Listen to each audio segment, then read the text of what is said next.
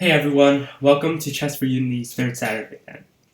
Today we have very interesting games that are about to happen, and my name is Vincent Say, and I am trying to win first place in Chess4Unity's monthly third Saturday event. So good luck to all the players involved, and if you want to know more about Chess4Unity and our events, be sure to visit chess4unity.com.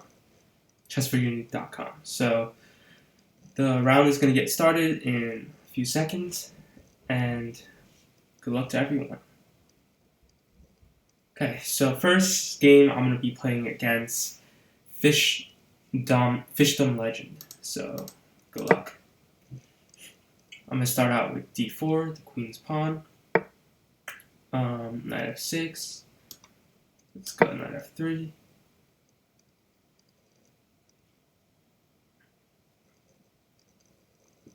Here, black has many options, and the type of game that might result will depend on what exactly black does. So black opts for d5, and now I'm going to transpose into the queen's gambit. Let's see.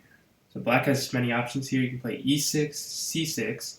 e6 transposes into the main line of the queen's gambit. c6 transposes into the Slav defense, and dc4 transposes into the queen's gambit accepted. So following e6, I'm going to go g3, play the Catalan.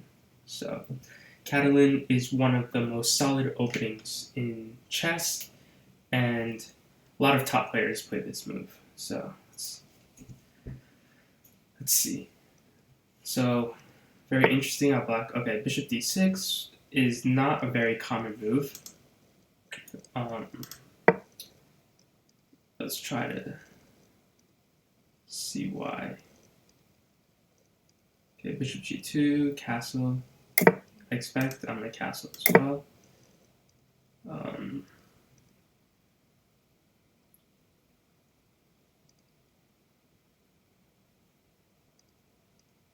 Yeah, so there are plenty of ideas. The main idea for white here is to play for e4. So, okay. There.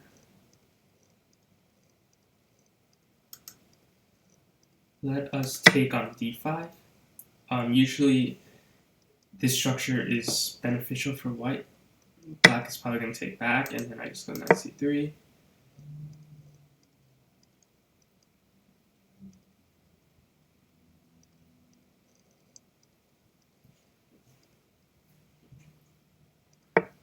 Bishop b7. Interesting scenario.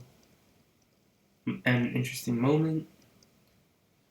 Let's go knight b5, just because, I want to attack the bishop on d6, and ideally I would win the bishop pair. Black can play bishop e7, possible, but my idea was now bishop f4 attacks the c7 pawn while developing the bishop at the same time. So here, black can play knight a6, maybe. Yeah, and then I could play rook c1, c6, knight c3. I don't know, that position seems maybe slightly more pleasant for white. But again, it's the opening, so you can't really expect much.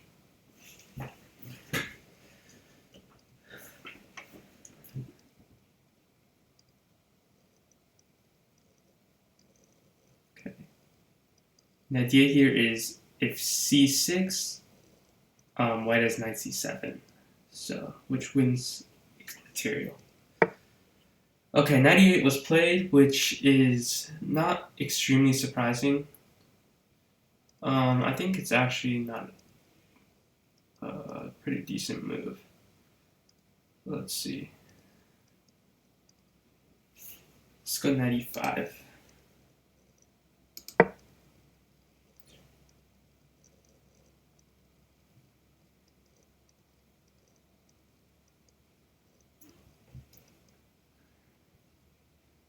Okay, I'm expecting either a6 or c6. because I feel like this knight on b5 is kind of annoying my opponent. So, yeah. a6 is probably more likely, yeah. Pretty much have to go knight c3, right? And now I'm putting a little bit of pressure on this d5 pawn. So knight d7 can be met by knight takes d5, winning material. Yeah, so it's still a little bit difficult for black to kind of develop all of the pieces. And that's my goal. So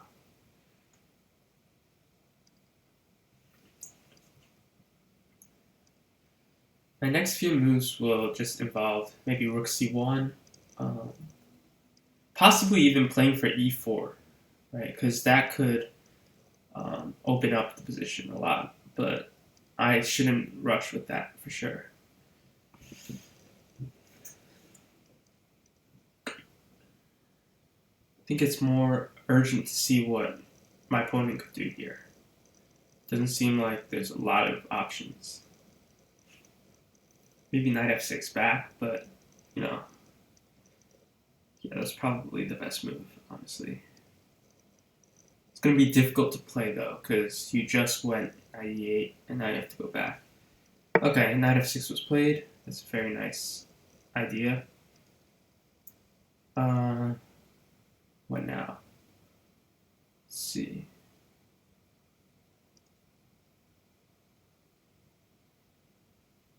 Okay, I think maybe I could continue putting some pressure on my opponent's position. Queen b3, right? The idea is, again, knight d7 should be met by knight takes d5. I think that works. I'll double check it if my opponent plays that, but I'm pretty sure that works. And now I open up my other rook as well. So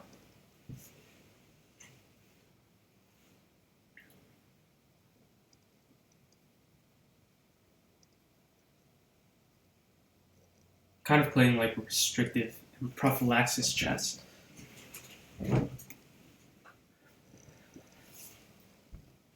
Preventing my opponent's next move, I guess.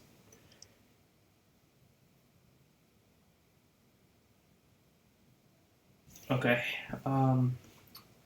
let's take a look at some other games while we're waiting for my opponent.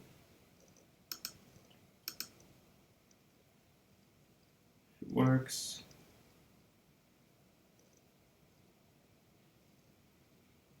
Okay, this is board 2. Chess Boy versus Roger. And here we see that material is 2, 4, 5, 6, 7. 7 pawns for both sides. So material is equal, but I would definitely prefer black here.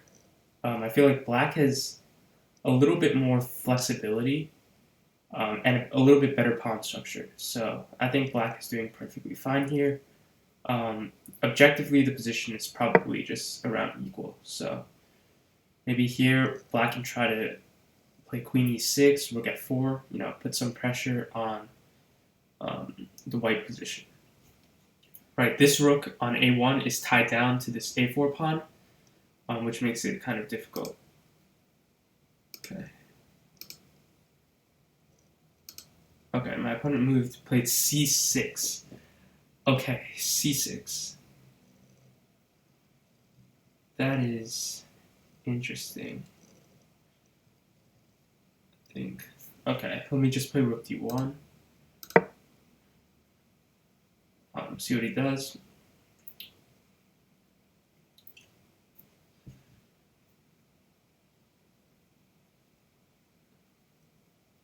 I think if he plays knight bd7, which is possibly one of the main ideas that my opponent wanted to execute, I think I could play e4 there. e4 looks pretty nice in that position. Could be wrong, but looks nice, at least. Opening up the position, putting a lot of pressure on different aspects.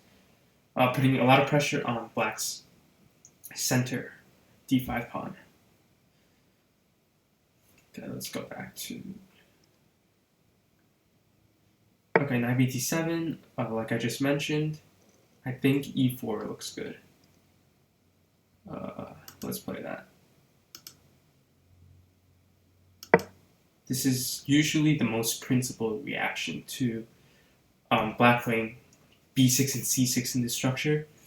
Because the idea is that I want to open up this bishop on g2, right? Once this bishop is opened up, and it has this diagonal to operate in, it could be very strong. So, yeah.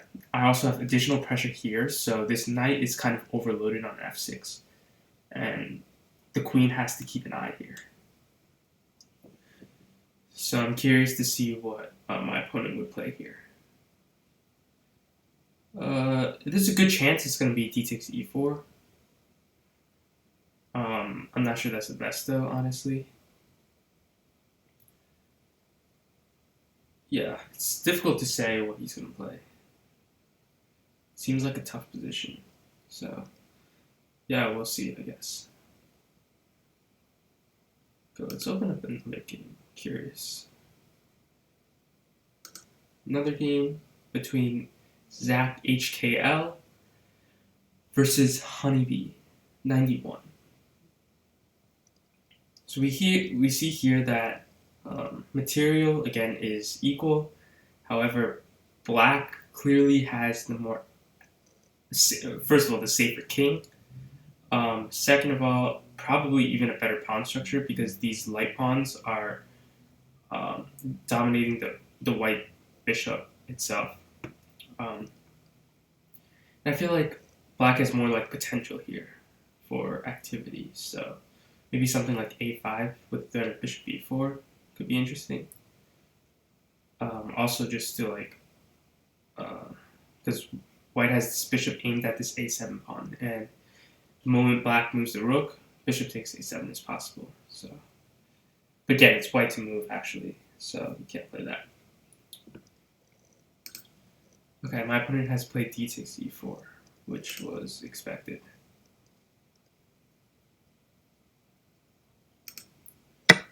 Take with the knight.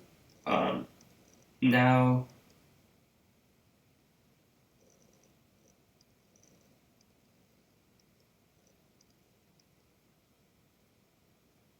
a lot of possible moves. Knight d5 maybe. Knight d5 actually is probably better than I thought it would be. Originally, I thought after knight d5, I had knight takes d7, queen takes b6, but this knight on d5 would be protecting this pawn. So,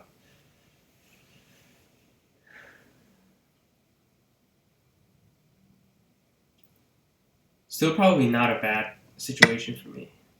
Okay, that is very risky. Very, very risky. Because here I can take on f6. Yeah, that looks really, really dangerous for him. Takes, followed by d takes e5, right? That could be pretty much devastating. So, yeah, that was not a great move by my opponent.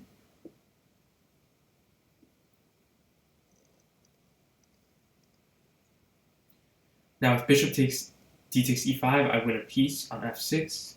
If g takes, d takes e5, which pretty much has to do. Now it's just really bad for my opponent. This is just literally like this pawn is hanging, this king is weak, this bishop is pretty bad. I have this control over this b7 diagonal. My rooks are more active, so this is pretty much a disaster. But again, it's not over until it's over. So definitely have the advantage though.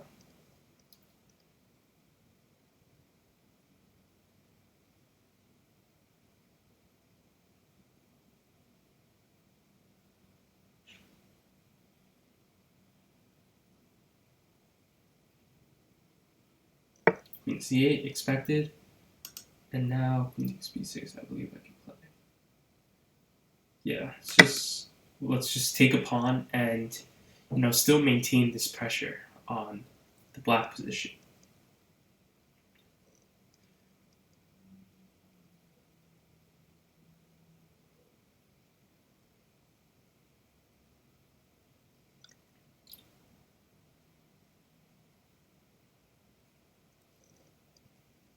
Yeah, it's tough. This bishop on b7 has to kind of just be stuck there, honestly. And yeah, I don't know. I don't really know what black should play here.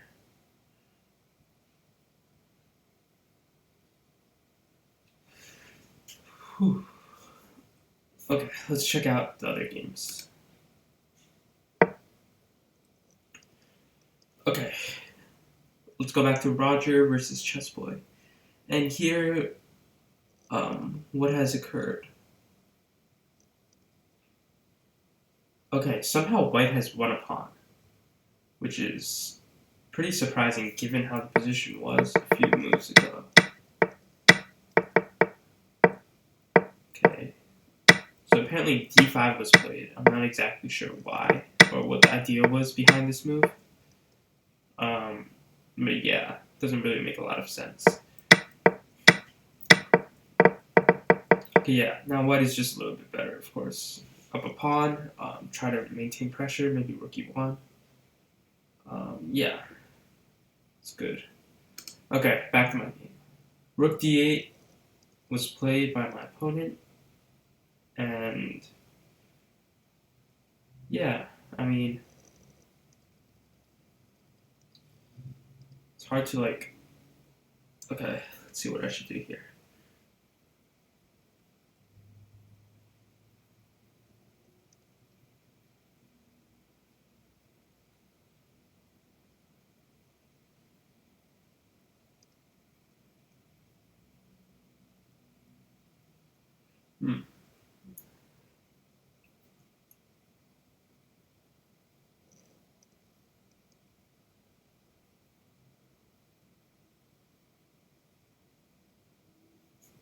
Okay, I want to play e takes f6 first.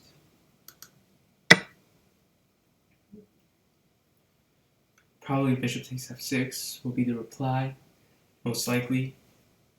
And then, now that we're up a clean pawn, we can maneuver the position how we want to.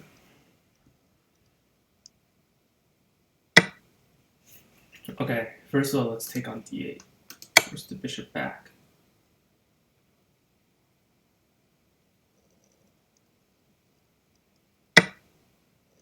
Okay, now let's think. What can we do? We can play queen c5, right? Which looks like a good move. Queen b3 also looks like a good move. Let's go queen c5. Actually, the benefit of queen b3 is that the queen still can't move. So, I think that probably is better. Yeah.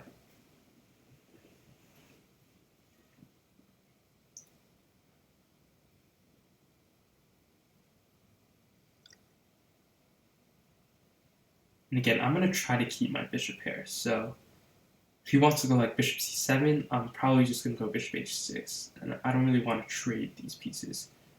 The more pieces that are traded, the easier it becomes for my opponent to defend. At least that's what I think. So let's just go there. Now I actually have some threats against the king. Yeah, and it's still difficult to see what my opponent can do. Maybe rook b8. Yeah, rook b8 makes a lot of sense.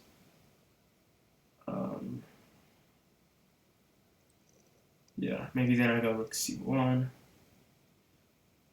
Yeah, I don't think I'm too worried here, though. Oh no, I'm threatening queen c3. That's right. Queen c3 is a huge threat.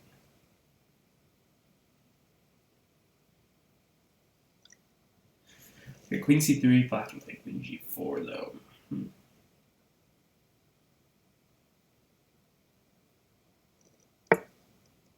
Okay, I'm not surprised bishop e5 because, again, like I said, queen c3 was very scary.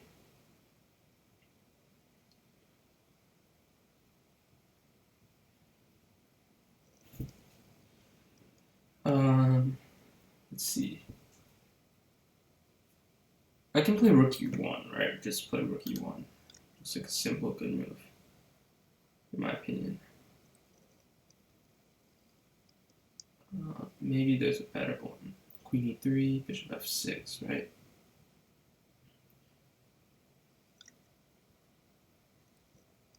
Yeah, let's go rook e1.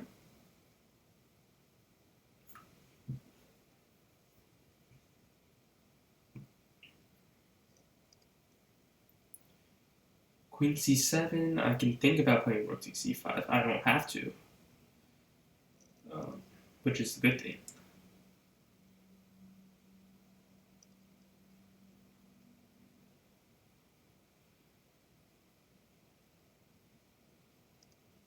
But it probably is a good move.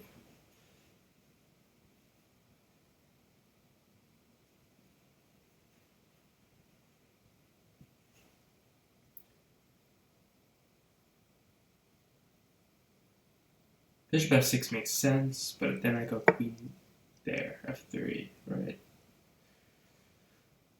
Whew. What happens now? Let's see. Let's go queen f3. Oh wait, no. Be careful.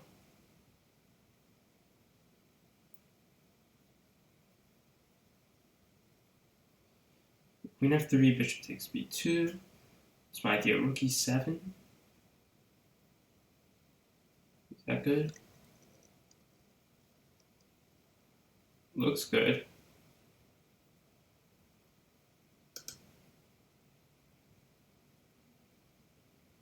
I mean, I really don't know if anything's bad in this position, but yeah, let's go queen f3, honestly. I just don't see anything wrong with this, followed by rook e7. Yeah, looks pretty devastating for black.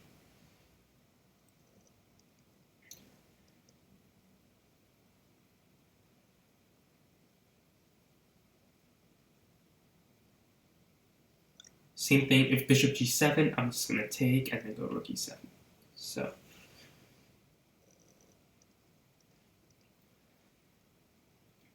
maybe this is also an idea in case other stuff don't work out. Okay, bishop takes b2, now rook e7. This should work. Yeah.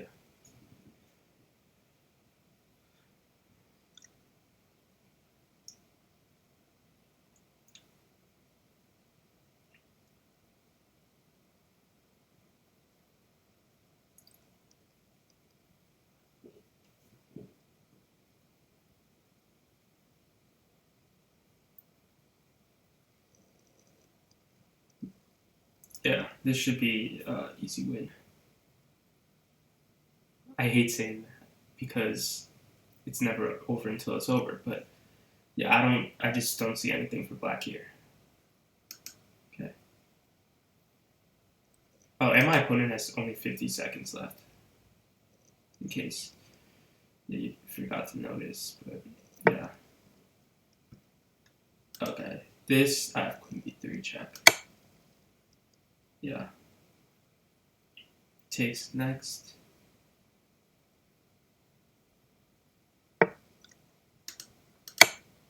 Checkmate.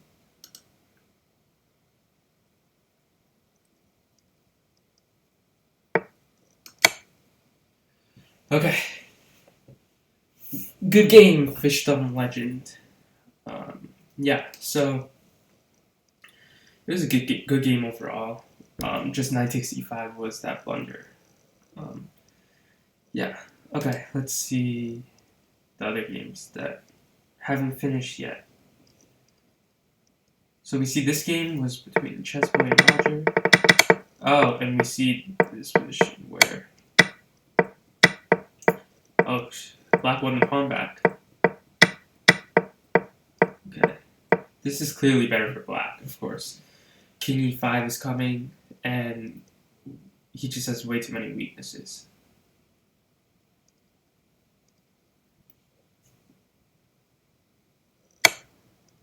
King e5. Oh, that's... Yeah. Just loses the d5 pawn. Yeah. This should be very, very difficult for white to hold. Very difficult.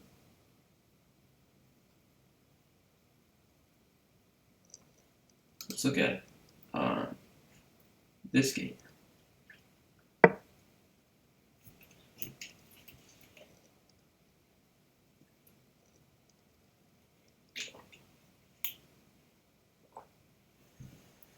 Materials equal. This should be pretty equal, honestly. But again, black is slightly preferred. At least I prefer black a little bit more because of the more active bishop on light square bishop, of course.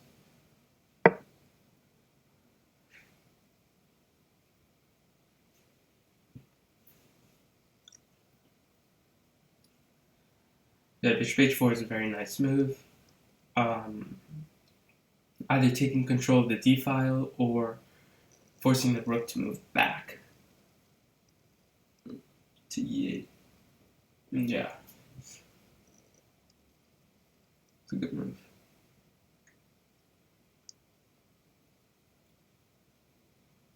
Okay, we see that Roger had won, so.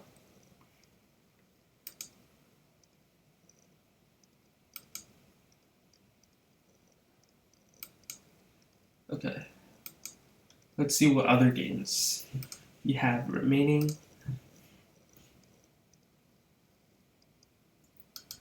So we have Eric Tian Chess versus Ashley Tian Chess. This position looks a little bit better for white. Yeah, white has more space, a little bit better initiative here. Seems like the kingside attack would be pretty difficult to execute, but not out of possibility. So I would say that white is a little bit better.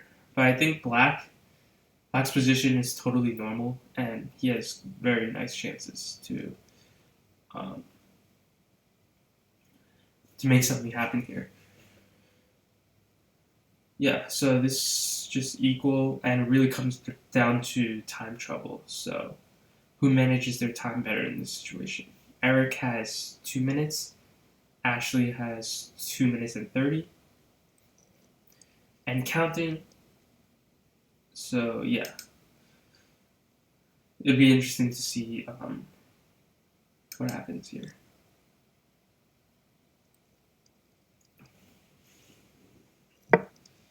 Queen e2 was played. Okay. Maybe rook d5 or something.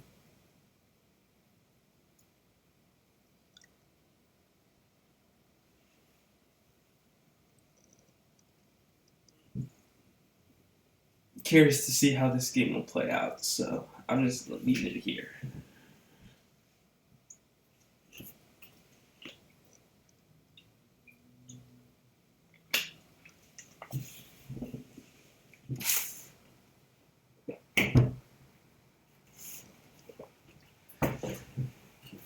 Okay, so black is spending a lot of time here, which I feel like is a mistake.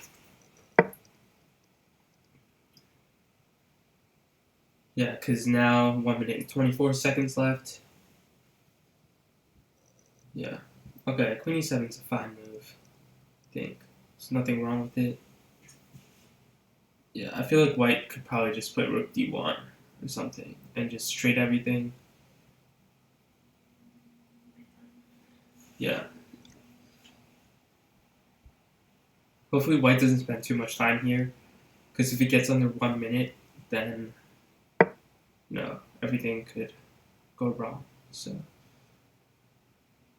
okay, rook takes d3, queen takes d3.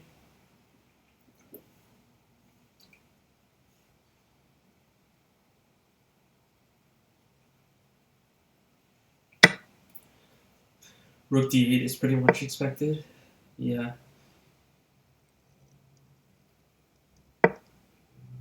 Queen e2 again. Okay, now I think black has some opportunity to fight. Okay, queen d6, I understand that. Black wants to take control over the d file.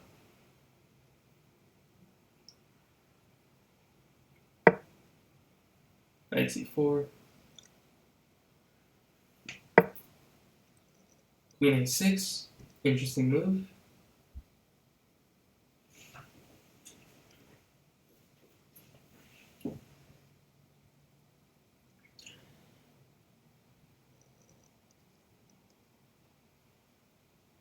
a pawn is hanging on a2, so white should probably do something about that.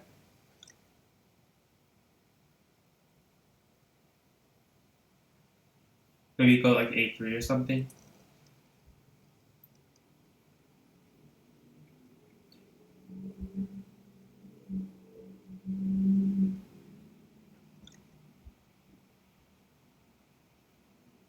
Yeah, I mean, I don't understand what white is thinking about here. I think a3 is, or something that protects the pawn is necessary. 20 seconds left. Okay, knight a3, I guess. I mean, should be fine. But I guess you're gonna play that in. Well, I'm not using that much time. Okay. Hopefully, white speeds up the rest of the way.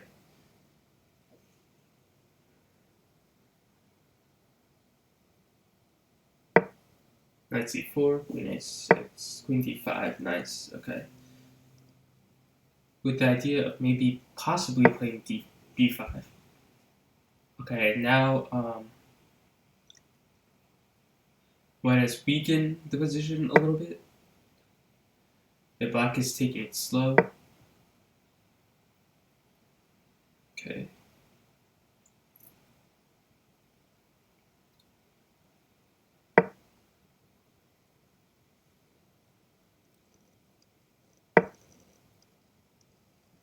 Okay.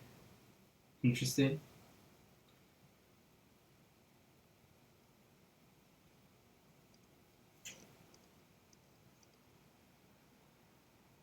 Guessing something like queen d4,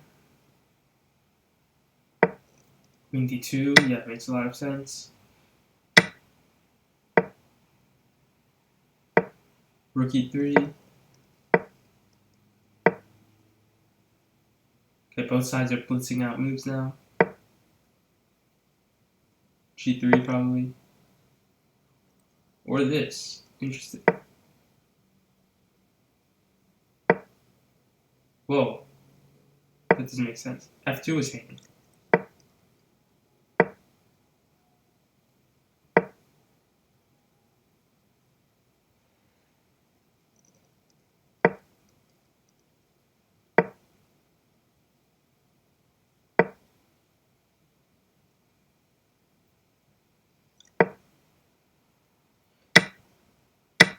Whoa.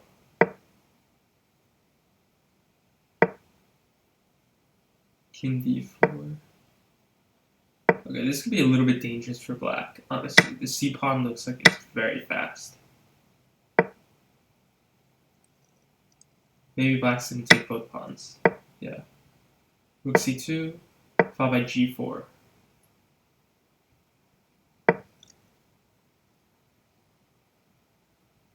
Or that. Looks good too. Yeah, black seems to be definitely on the upper hand here. Well, e5 is... Oh, rook e6. Nice. Okay, now white is back to being much better. I'm not sure if white is winning here, probably, but oh! Okay, now white is definitely winning.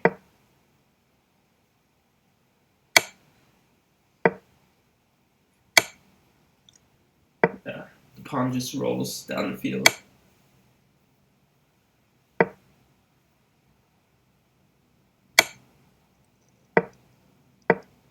Oh, but the time is concerning, I guess.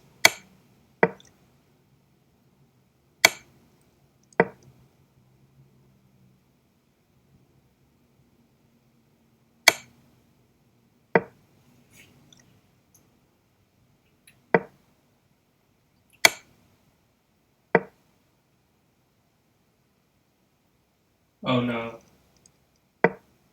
Oh no. Wait, what? It's crazy. What an interesting game here. Oh. What is going on?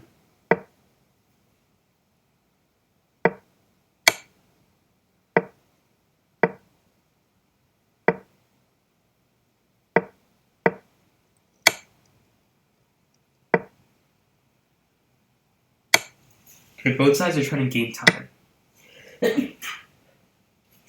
Sorry about that.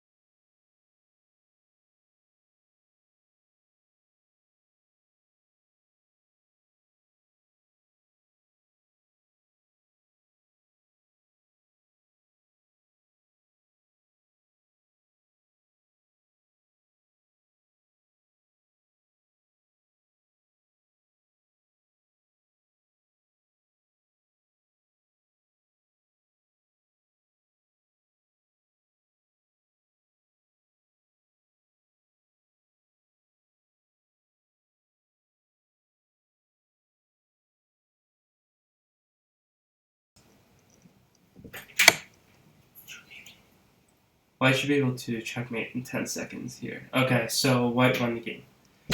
Nice. Okay, I'm pretty sure that's probably the last game. Okay, now round 2 starts. So I am playing against Awesome X. So good luck. E4, E6, D4, D5. French defense. Exchange.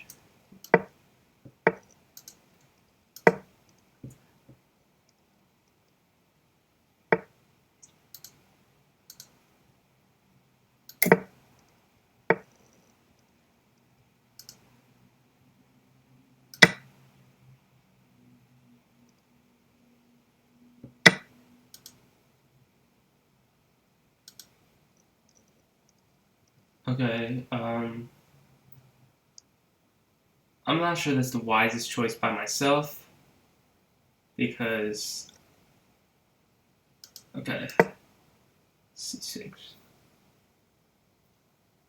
I was going to play rook e8, but then knight e5 looked a little bit concerning, so let's just go for this more classical approach.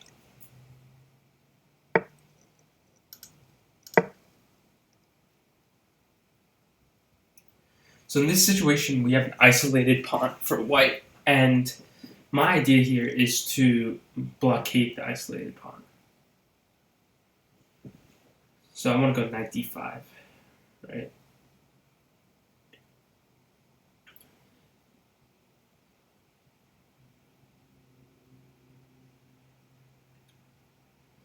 If he goes bishop b3, maybe I'll even go bishop g4 first.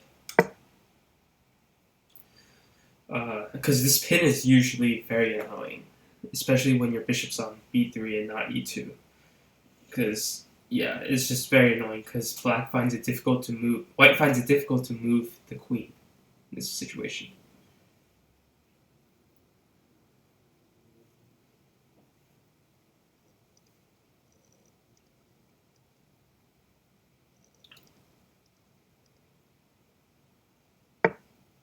King h1. That is interesting.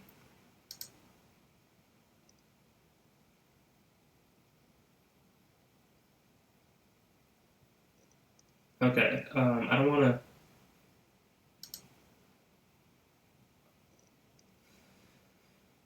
Okay, let's go knight d5.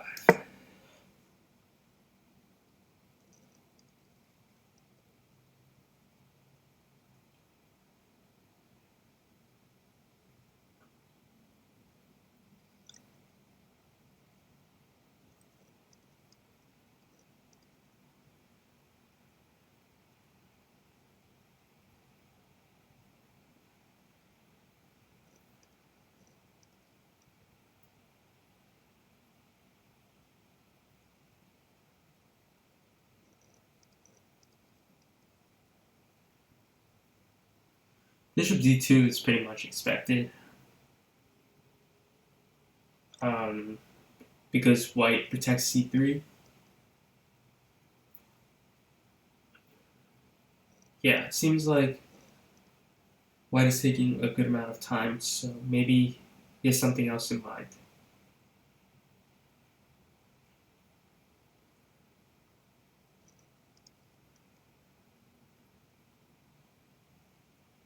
Okay. Let's take a look at some other games. So here we have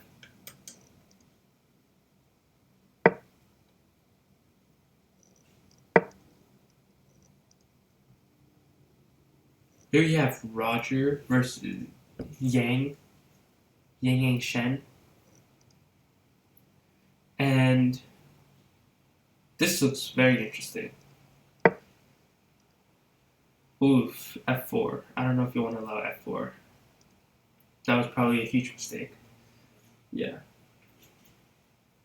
Because now f4, bishop h2, and now black has all the initiative in the world. Black has the dark squares, black has more active pieces, the safer king. Oh, yeah, I'm not sure about that either. I would much rather prefer to play f4.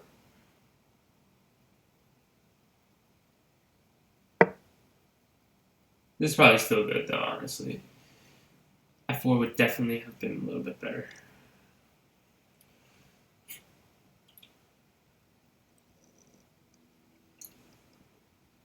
Black is clearly still much more active. Rook a8 is coming next, so yeah, still not easy.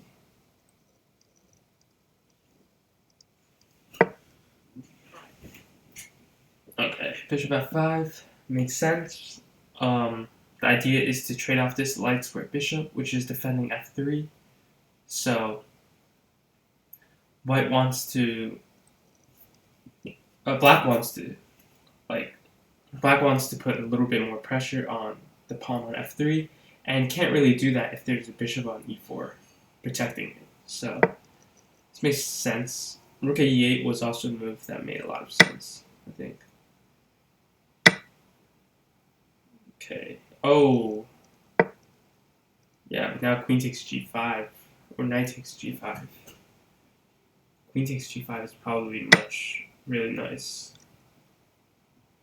Okay, I guess this also works with the knight coming on e6. Yeah, black, yeah, made a huge mistake there. And e6 looks almost winning. Okay, let's go back to my game. Okay, rook c1 was played, which I figured is the only other move that black probably would play other than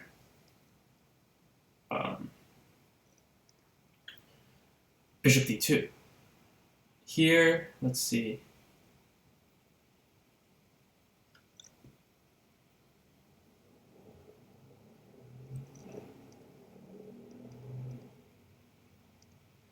Let's see what I can do here. Queen d6 maybe?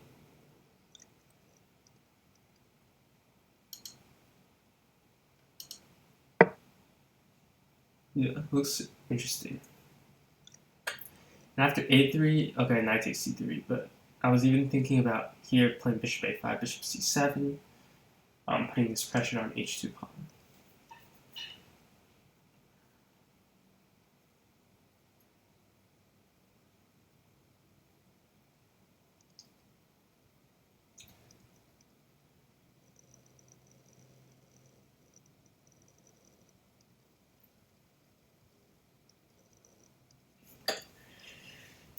Yeah, let's see what he does. It's not easy here for white as well. Kind of looks like there's really kind of tied down a little bit.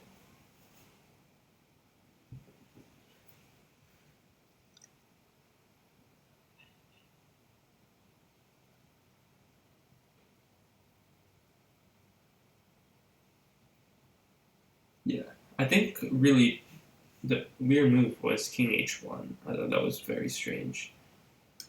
But anyways, let's get back to this game where 96. What should be almost winning.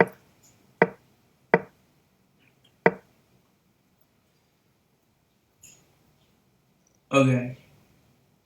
That does not look right. Nope. Knight g5 just looks winning. Yeah, the idea of knight g5 or knight takes g7 is just winning because rook takes e1, knight takes f5 just wins piece. Yeah, so this is a disaster. Yeah, so you see like knight takes g7, this rook is hanging. Yeah, okay, so that's what white played. This looks pretty much over.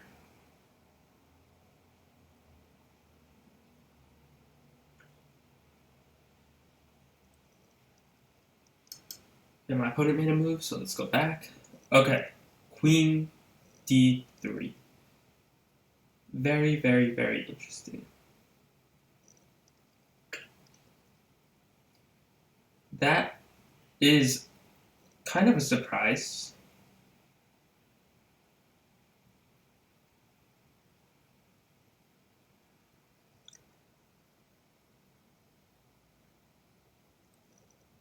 I'm not really sure.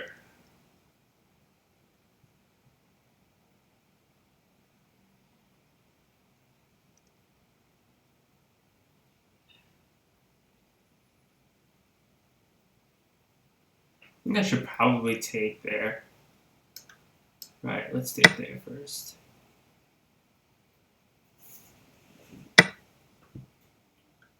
Maybe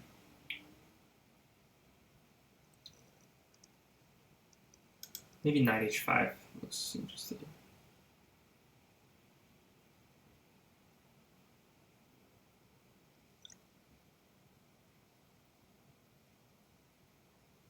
There's a lot of moves that look interesting here.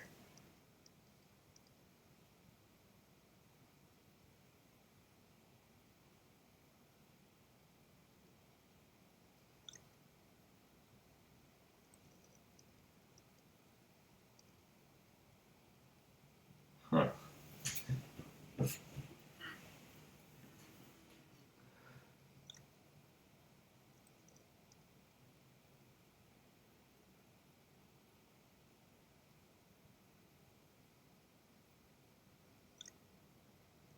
So let's go bishop a5. I want to bring the bishop to c7. Putting some more pressure here.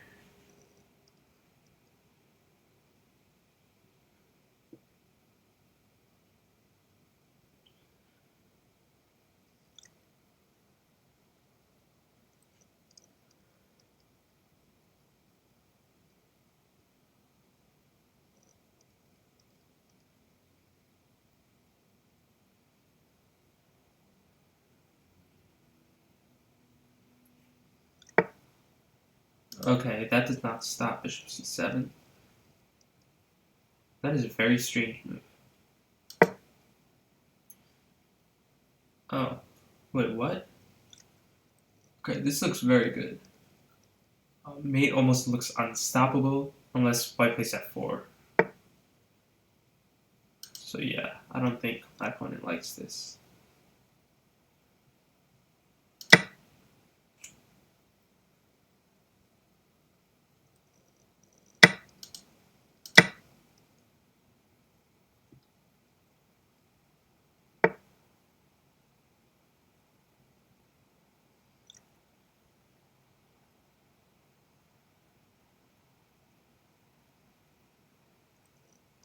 Okay, that's a blunder. Queen takes c1, I believe. Yeah, because queen takes c7, queen takes f1, rook takes c1, bishop takes g3. I'm up an exchange and a pawn.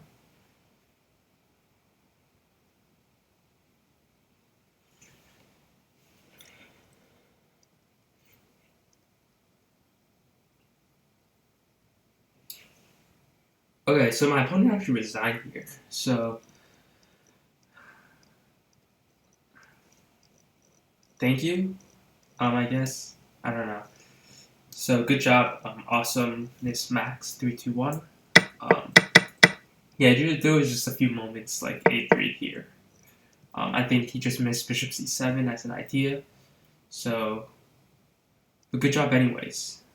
Let's take a look at other games. Okay, this is obviously winning for white.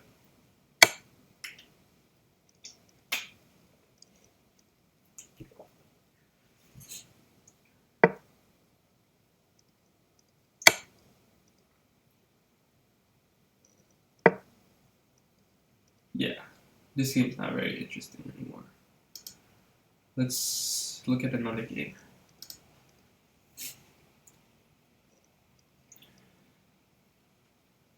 So this game, let's see what's going on here. I think white is better here. I do not have faith in black's bishop on c8. That's the main reason why. Black's position still seems pretty solid though. Like if b6 followed by bishop base b7 or something, rooks come in the game. Yeah, it's hard to see like exactly how white can penetrate black's position, but unless stuff like this happens, f5. Okay, I understand that actually, but you know that's a very risky move. Rook e2, and now you kind of open up your king to attack. So I'm not sure I would play that, but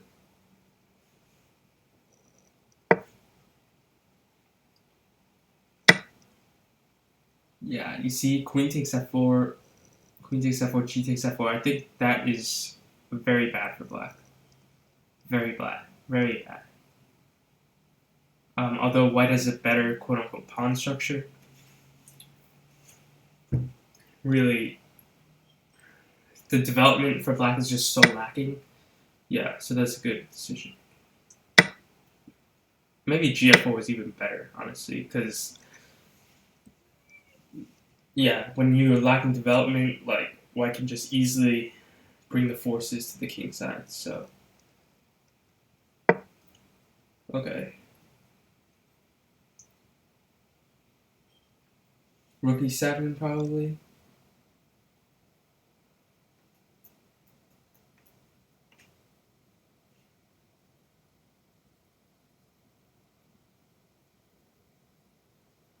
Yeah. So black obviously has a long-term advantage with this bishop kind of terrible, and these pawns on light squares. But black still has to get rid of his development problems, which can be a big deal. Like I would definitely play rook e7 here. Let's take a look at any other games. This game, Matt versus Ashley Chen. This looks like a disaster for white. Yeah, this is really what happened here. Okay, there's a Slav defense. Oh, okay, this is bad. Yeah. Okay, yeah, this is bad, really bad. Okay, black should be able to win this position.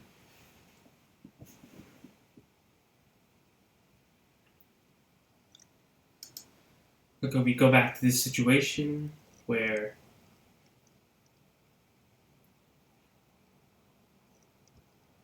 rook e1, bishop d7, that's a nice resource. Rook e8, rook f8, followed by bishop d7. Yeah.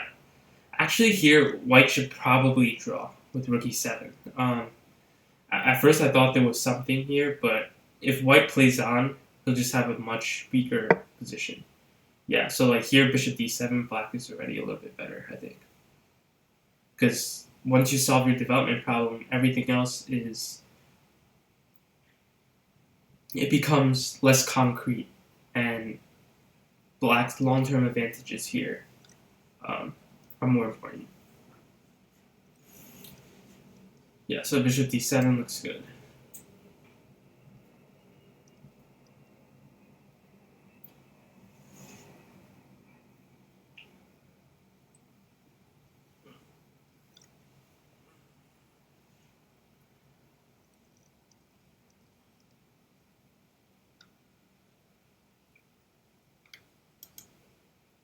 Let's see if there are any other games here. Okay, bishop d7 was played. Now I expect something like rook e7, but rook f7, black plays rook f7, and just slowly begins to trade all rooks. And that's not good for white. I mean, white could probably definitely draw this with good play, but it's tough, let's say.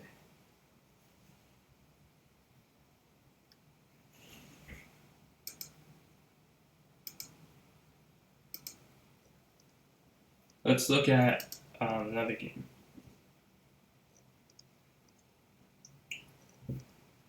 Mickey versus Zach. No, Mickley versus Zach. And this position looks roughly equal. It's very difficult to evaluate these positions because it's just, yeah. But, okay, bishop b6 was very... Okay, king d3, king f7 probably, and knight d5, bishop g1. Yeah, black should be able to definitely hold this. I mean, white is not worse, of course, because we have an outside pass pawn. White has an outside pass pawn, but I think black can hold just as easily. Black just has to create a pass pawn on the king side, which shouldn't be very, very difficult to do. And yeah, white wouldn't be able to make progress on the queen side.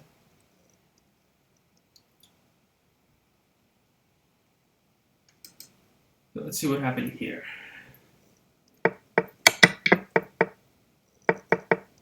Okay, so we're talking about how this is a disaster.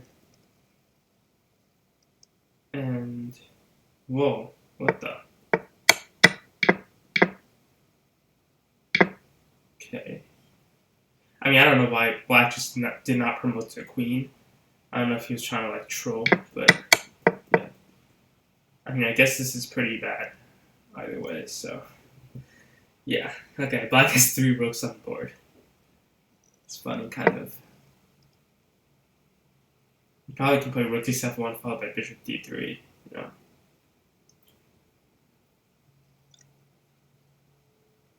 Or just rook c. Yeah, it doesn't really matter. Ooh, this is bad. Okay, let's go to another game. Okay, let's go back to this game. Yeah, black is just following the principle. We want to trade and get a pass pawn. Yeah, this shouldn't be too hard. King e6.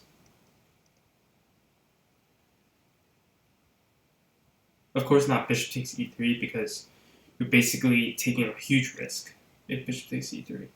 Because white has an outside pass pawn. Let's go back.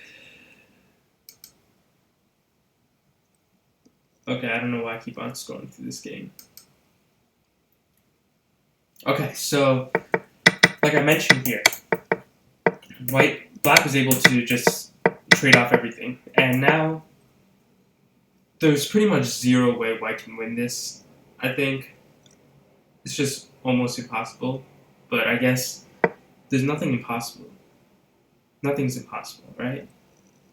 So, yeah, it's probably just a draw, honestly, but yeah, black can maybe try to press, especially if white becomes more low on time. So,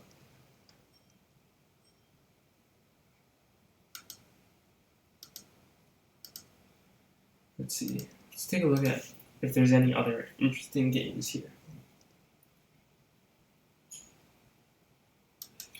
Okay, let's take a look at my last opponent, Fishdom Legend. How's he doing? Okay, so this is clearly winning for white. White is up 2 pieces. So there's really nothing more to commentate on, I guess, in this situation.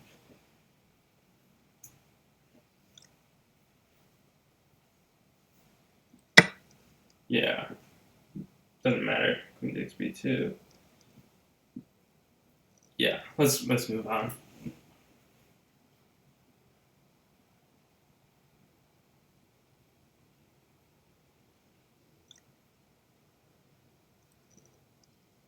Okay, let's see how this endgame is playing out. Okay, so yeah, probably just a draw. White is just gonna move the king back. White is just gonna move back and forth. Like, black is gonna play g5 if he wants to make progress, but then white's just gonna takes, and then move king g3, and black cannot make any progress there. h6 g5, h6 g5, king g3.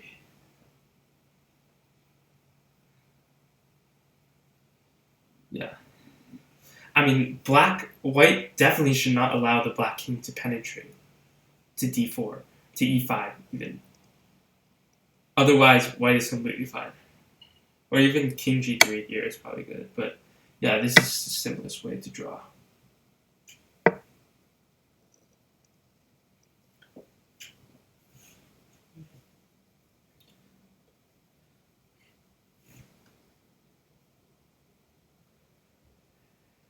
Okay, let's see how this game is playing out. This endgame. Okay, black has only 1 minute left. That's the downside to this situation.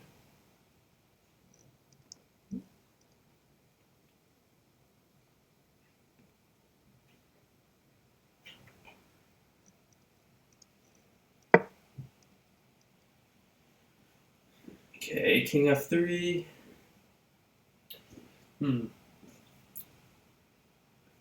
H5, I guess, is probably the best.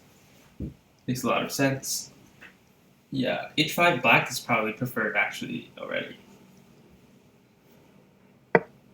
Yeah, okay, nice move.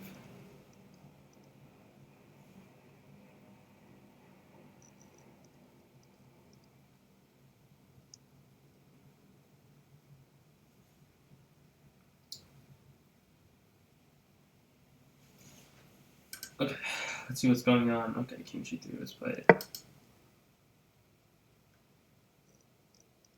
Okay, this game, obviously black won. No really surprise here.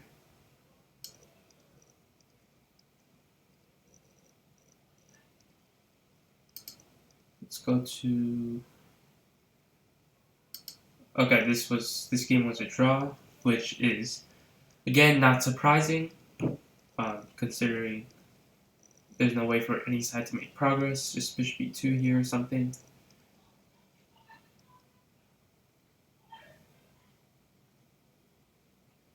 Okay. What other games are there?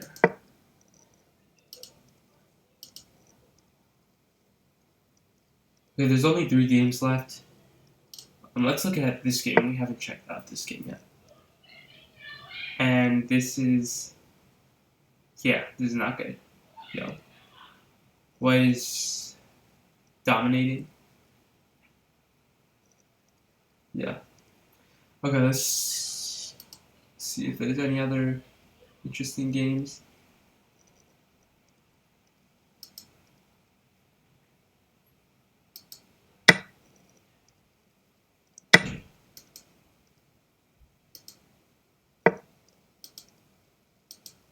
Okay, I'm trying to find...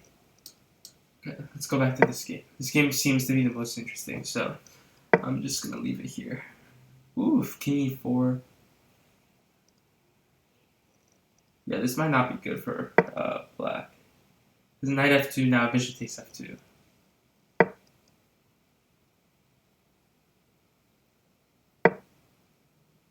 Okay, I see. White's idea is to just go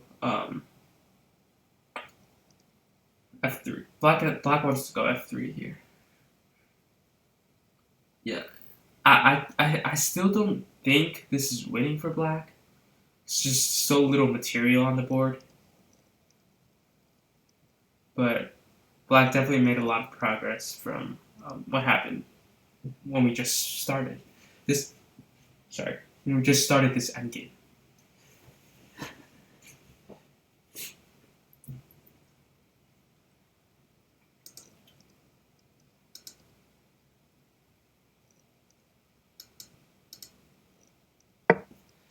Oof! No! Whoa! Why did black not play bishop takes c3? I'm not sure. Bishop takes e1. I'm not sure. Because this pawn ending is just done for white. Okay, I can't make the move, but bishop takes e1, king takes e1, king d3. It's just losing. Like, yeah, it's just completely losing. So, black missed an opportunity there, and now knight c2 probably should hold. Yeah, this should hold for sure.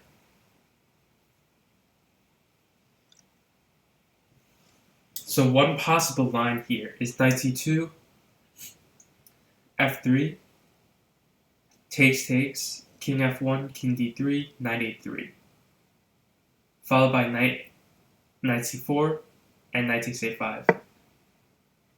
Let's see what happens. Okay, that's what happened.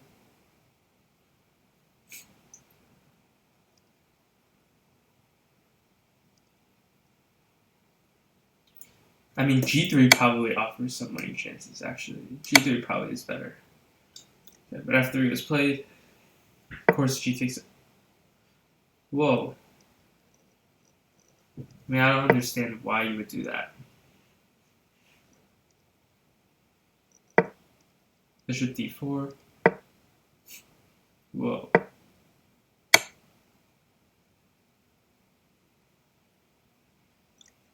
King f1. Okay, black kind of messed up because now it's just a draw.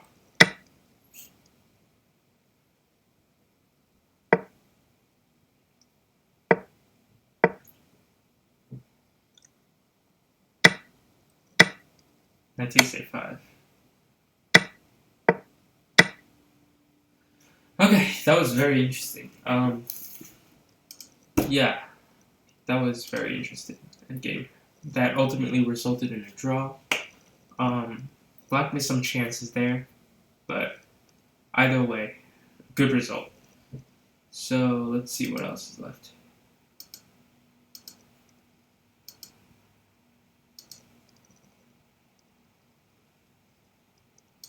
This is the only game left.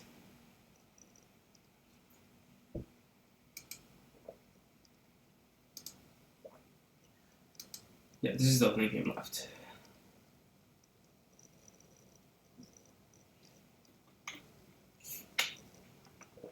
Okay, so white won here on time, and white is winning. Either way. It's funny, black's queen was trapped in the last position. That is one of the strangest queen traps I've ever seen in a long time. Okay.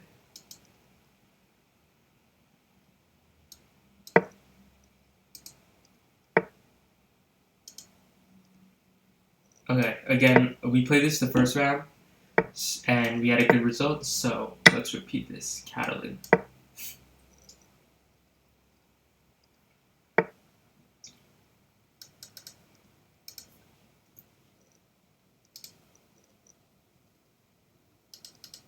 Okay, so if you're just joining us, my name is Vincent, and we are playing in the monthly third Saturday event organized by Chess4Unity. And if you want to know more about Chess4Unity and what we do, be sure to visit chess4unity.com. Okay, enough promoting. Let's get to business here. Okay, so queen a, knight c6, queen a4. Right, this is all book.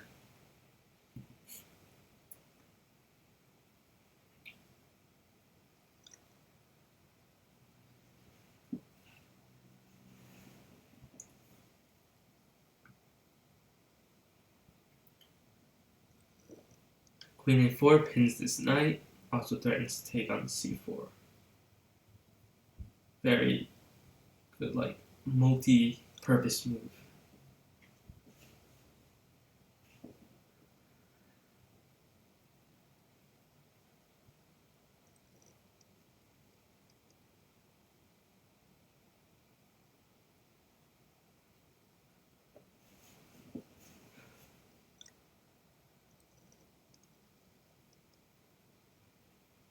Okay, so I think black doesn't know this move because he's thinking so long. I'm not sure. I don't want to make assumptions, but yeah. Okay, while we're waiting, let's take a look at some other games. So first, just update you guys on the standings. We're in round 3, so the most you can get is 2 points so far. And so far, there are 4 people. There are 4 people tied with 2 points. We have myself, Roger 436, Cool Bull, and Math 54321. Okay, so Bishop d4 is the main move.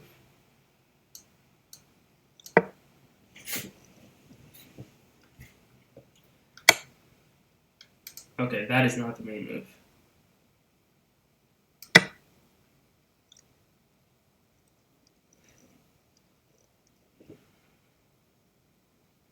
Okay, so white already establishes a pleasant advantage here.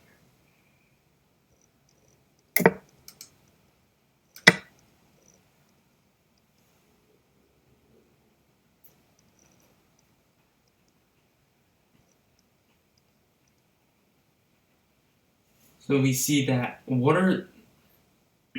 if you were playing in a game and you had this position on the board, let's break down how we should evaluate it. So first we look at material and king safety. So it's clear that both kings are pretty safe, material is equal, so that kind of balances out there. Then we look at pawn structure. We look at activity of the pieces. So I would say in terms of activity of the pieces, white has a slight edge. White has this queen and these 2 knights that are pretty active, while black's only active pieces are this knight and this knight. And then we can look at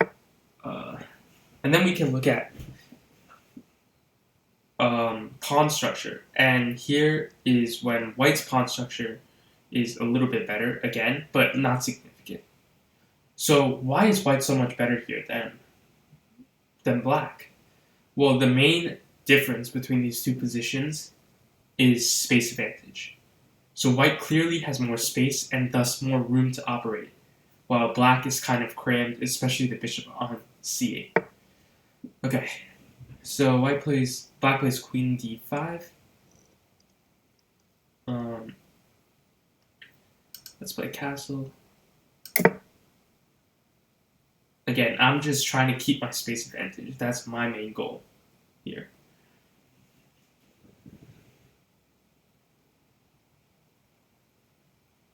And trading queens does not limit my space advantage. So yeah, I don't mind trading queens here at all.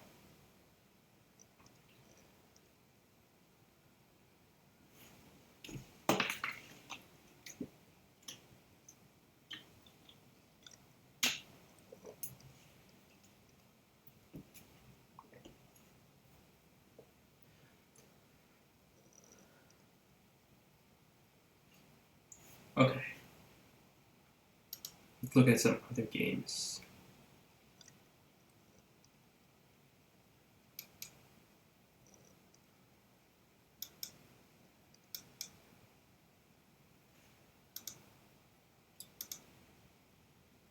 Okay, what other games are there?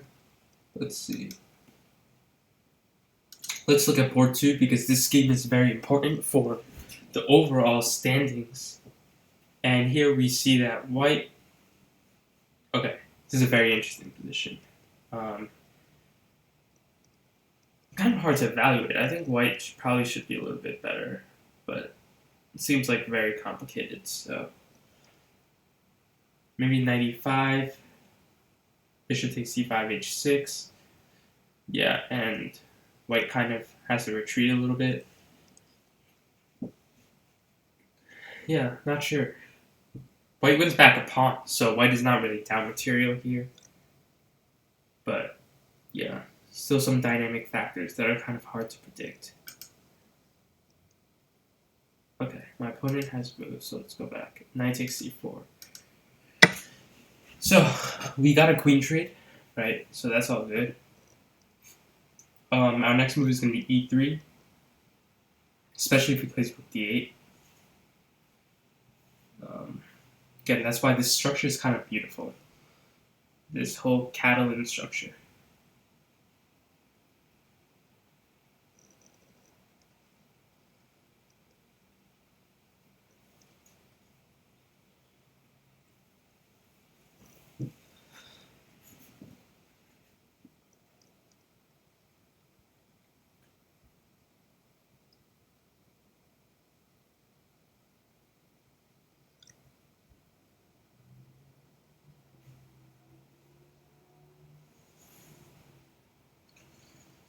Okay.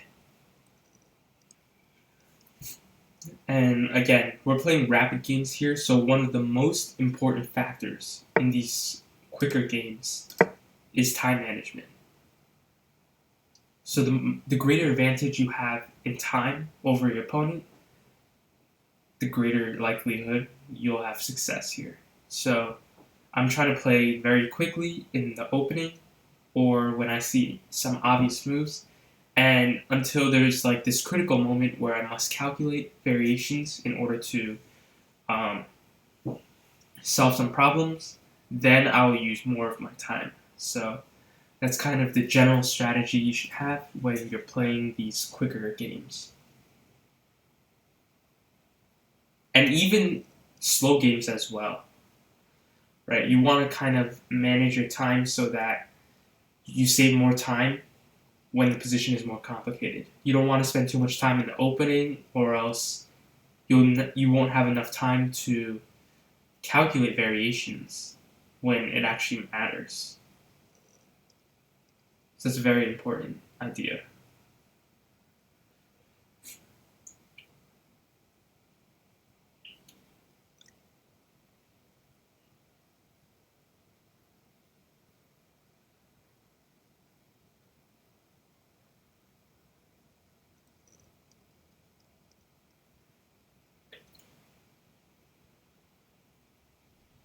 Again, also, my position here is very easy to play. So it's easier to play faster when you have a good position, right? That's obvious. So that's one of the most important things of opening preparation in general is it's just so you can play faster in the opening and save more time later on. So yeah, like my idea here is simple, right? Rook c1, um, maybe a3, maybe double on the c file, depending on what my opponent plays, right? So he goes a6. I'm not really going to think before playing rook c1. Right? It's just automatic, pretty much, and that's important because playing stuff like this automatically, you don't have to spend a lot of time like calculating stuff that aren't even realistic, right? So again, now I see one of my plans is maybe playing for b4, a3, b4 is the main plan. So now that all of a sudden comes to mind, right? I can also play knight e5, maybe try to open up my bishop on g2, right? So these options are coming, and yeah, that makes the whole process much faster.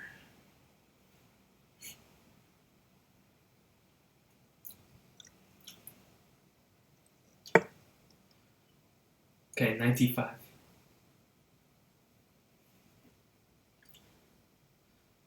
Like I said, I'm not going to really think too much. I want to save my time for later on. So A3 or 95. Let's choose 95 because it's less committing.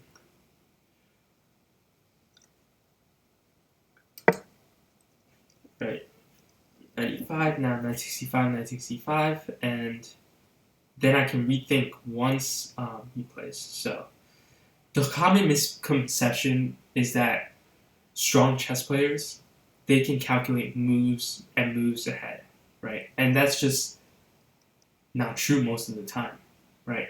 Strong chess players can calculate moves ahead, but oftentimes they choose not to because they know that the more moves you calculate, the more likely you'll make a mistake. So instead, they think in terms of kind of like schemes and ideas and plans, and that's really the most important thing.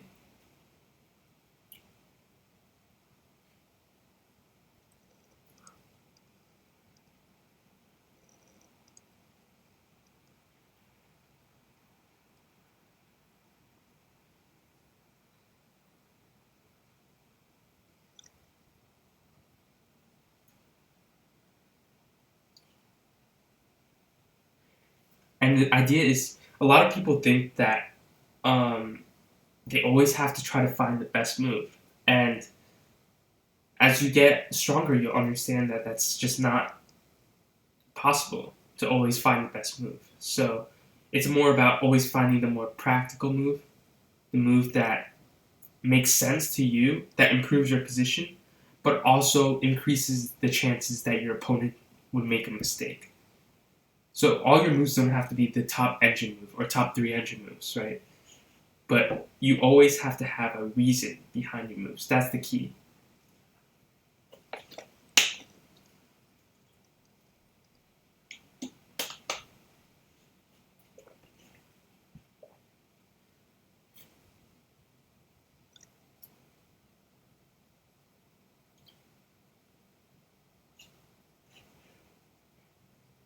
Okay, so let's switch up to board 2.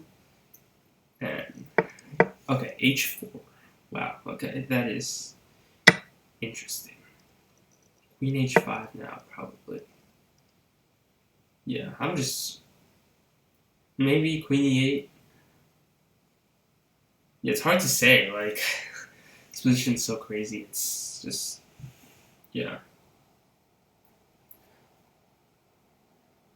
Okay, let's go back to the game. Much more simpler. Yeah, so let's take on c6.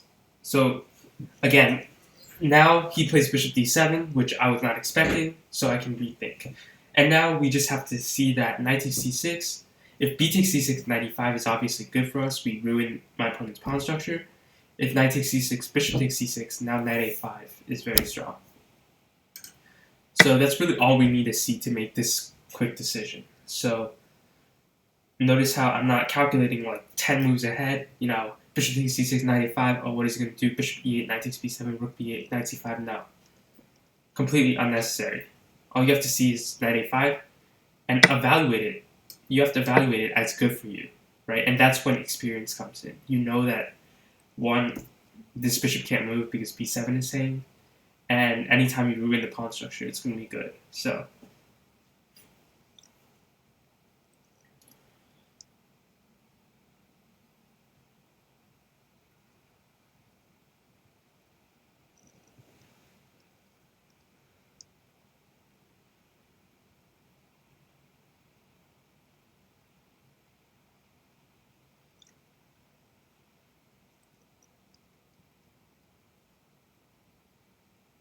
yeah, I think I win material here. So, no matter what he does.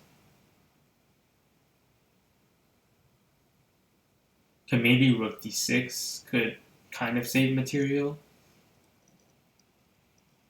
But, okay, rook d6 was played. Which kind of saves material. But not really. Okay, now we can do some quick calculations. And notice that, well, black doesn't really have like a really good next move, right? So we can play b3. like a move that improves our position and also, forces him, your opponent, to make a decision. You always want your opponent to make the difficult decision, not you. Because if your opponent makes the difficult decision, they're more likely to make an error. So that's important. And B3 may not be the best move, right? If you turn on the engine, it might not be the best move. I don't know. But you see the process that I'm thinking about. It's not like I'm doing long calculations. I'm just making a move quickly. So notice the time advantage here, right?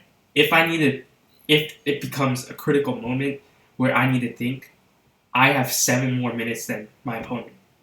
And when it comes down to a complicated position, sometimes that could be the difference between victory and loss. So, yeah, I hope that helps.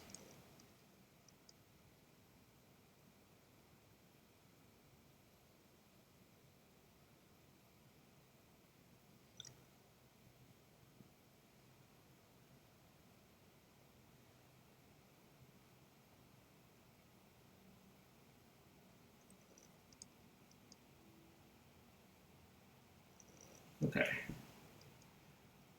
So now it's a very important decision.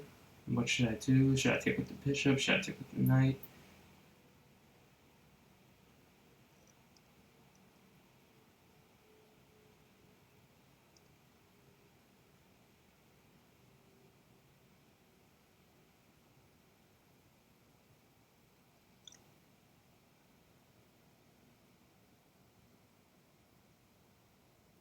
Okay, let's take with the bishop. Because if knight takes b7, and if b takes, I have rook c5 followed by rook there, c1.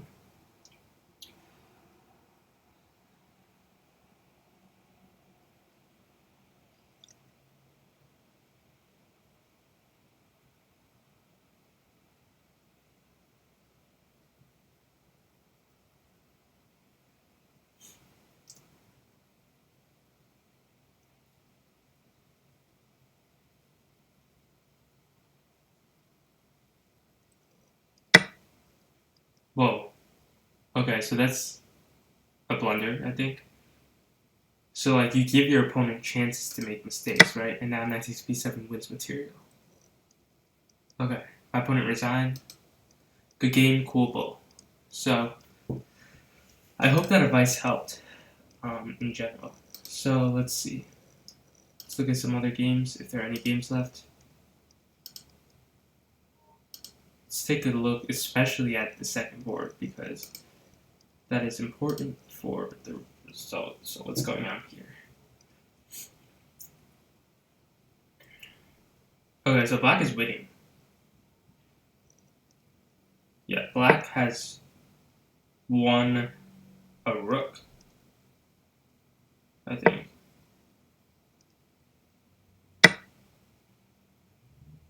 Okay, an exchange, actually, but yeah, black should be winning. Honestly, it's probably a little bit harder than I originally thought, because yeah, there's still like some difficulties black has to conquer. Whoa, okay, that is okay. So rook takes e6, rook h4, queen g3 is fine. Okay, so knight there, queen h4 followed by c5 should be good.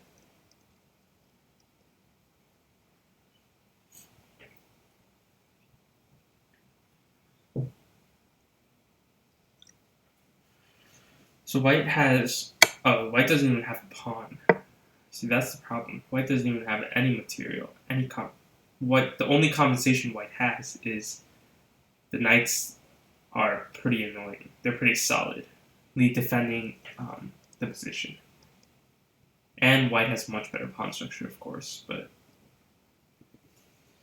material is material.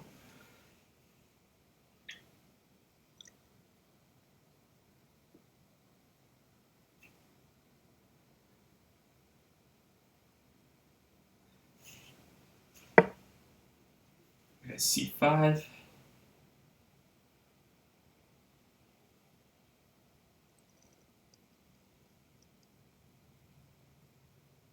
Maybe knight f1.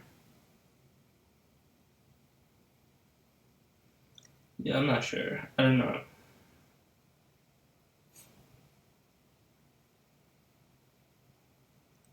I'm not sure if black is even threatening anything.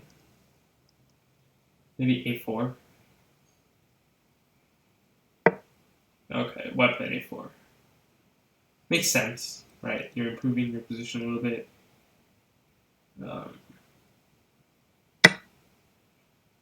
Okay, knight takes c4.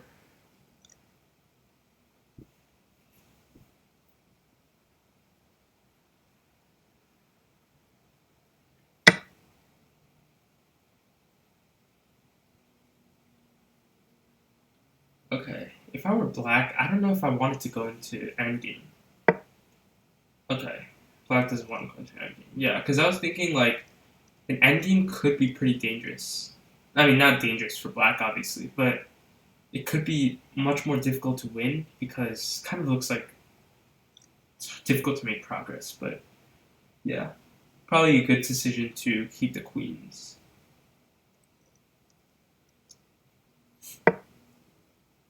On the board, and now rook h4 is strong. Knight g3 though. Yeah. Rook h4, knight g3 is pretty much forced.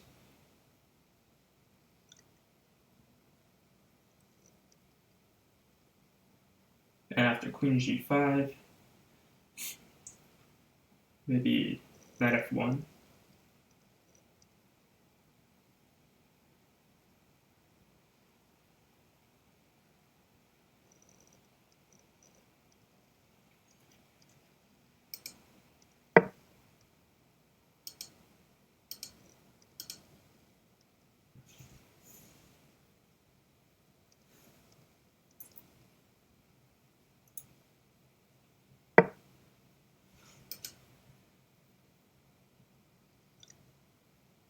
Queen g5, yeah, like I expected.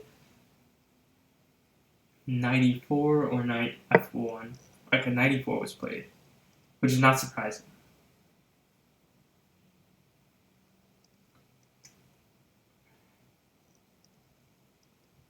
Keep in mind, okay, queen f4 maybe?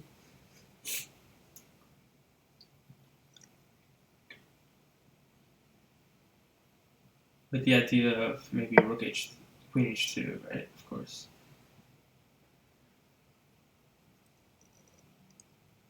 Yeah, it's kind of hard to see how you're going to stop that, honestly.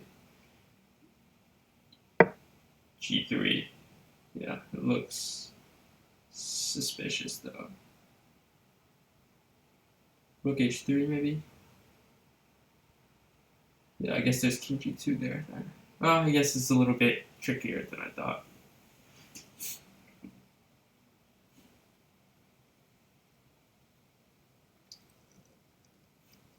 There's no question that the move g3 favors black.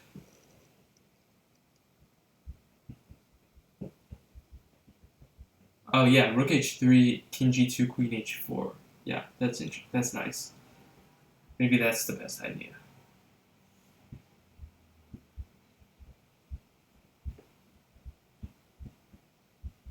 And rook h3, the idea is queen h4, so that's the threat. Let's see if... Okay, queen f5. Interesting.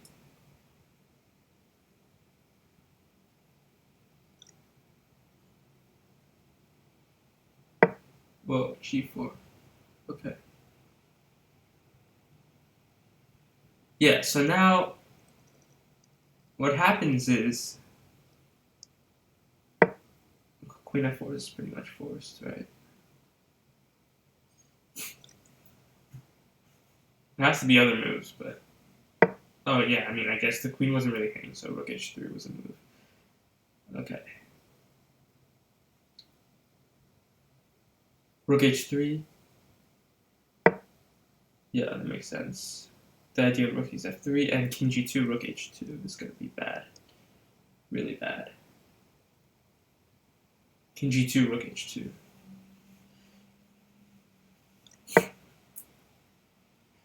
And you see that white has basically 0 time. Okay, now Rook takes G4 wins. Probably the easiest way to win, Rook takes G4. But I think there's probably more difficult ways to win.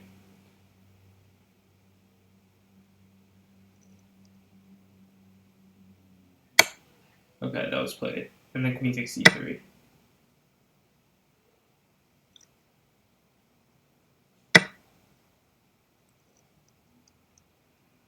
Oh, King G2. Wait. Okay. This is interesting. Rook H3, King there. Rook H4. Okay, Black has to be a little bit careful. Rook H4, Knight F2, and that could go wrong very quickly. So,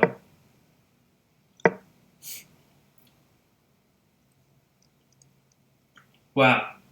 I don't think Black is winning anymore. Black has to play H5 and sacrifice the Rook on G4, or else Black is going to lose. Wow, that's a nice resource by White. And White was very low on time, so it's not easy at all to see.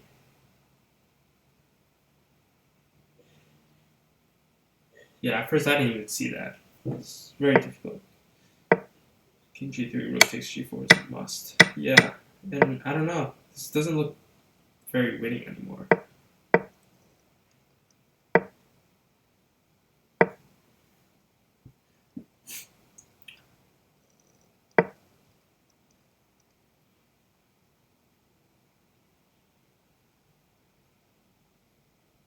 Now I would say like Black has to be a little bit careful here. You don't want to get into zigzag. So you want to go like B3, King F. Okay, that's smart. You kind of want to save that move. Oh, okay. Okay, Black still has King F7. King takes E5, King E7, but this should just be a draw now.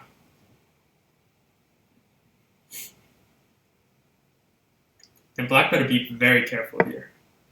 Very, very careful.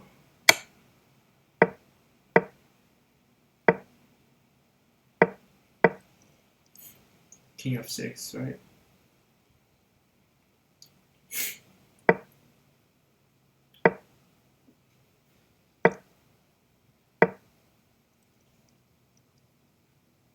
Yeah, I don't see how Black can win this. Wow. Okay, that was very interesting. That was a very nice game from both sides. Black made some mistakes there, but very nice defense by White. Very, very nice defense. Okay, let's see. What other games are left? Yep, this is the only game left, I think. Zach HKL versus Jamiez 98. So what do we have here? We have a very equal position. Whoa, Rook D2. Yeah, I wouldn't say very equal. Oh. Okay, now it's very equal.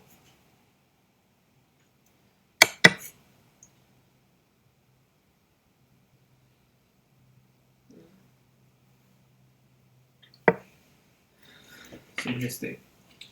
Should be a draw, but anything can happen in these endgames.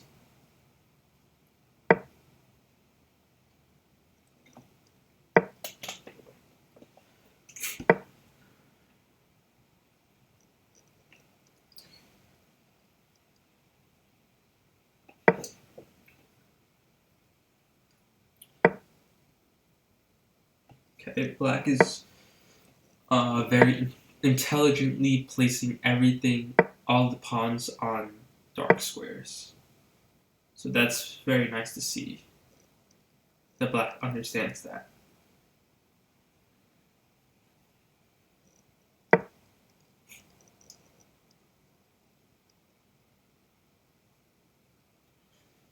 Black is considering knight c4.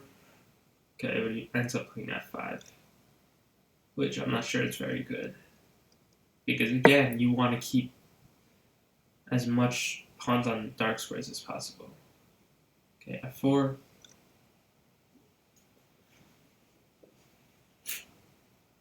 Probably g4, right? Followed by g6.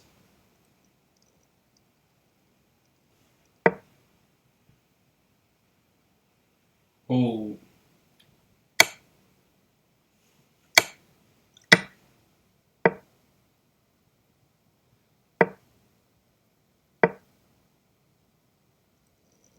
c4.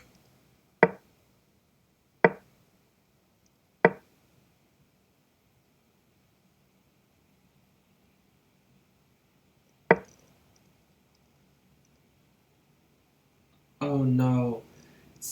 Oh, there was a winning strategy here. So g6 is a huge mistake, I think. What black has to do here is triangulate.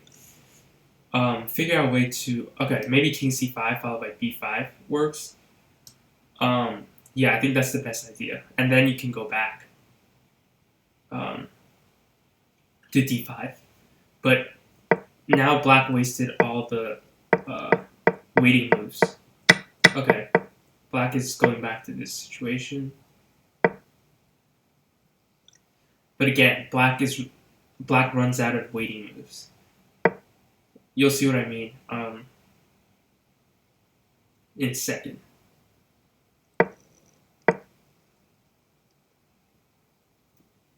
So imagine this position with after a4, white can play king d2, king e4, king e2. So in that position, okay. Imagine this position when black can play g6 as the move. When it's black to move and he can play g6. Right? That would be very nice. Black would win. But since it's white to move, since it's black to move, if it was white to move, black would win. But since it's white to move, it's a draw. So, yeah, that was close. Okay, let's get ready for the last round. I'm playing against Roger 436. So I have a half-point lead over the rest. So let's try to maintain that lead.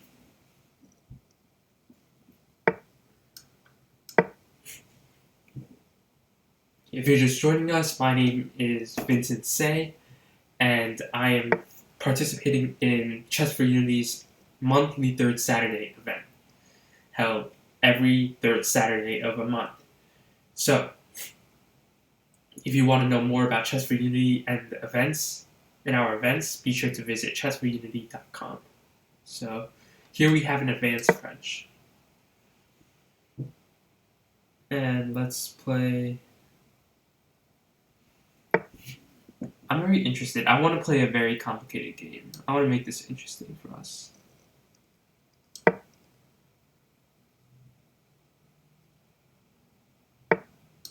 want to make this very interesting. So let's play this very interesting line with f6. This is a very risky line for black, but also a very exciting line. Yeah, so... Whoa, okay. No idea what that move is about.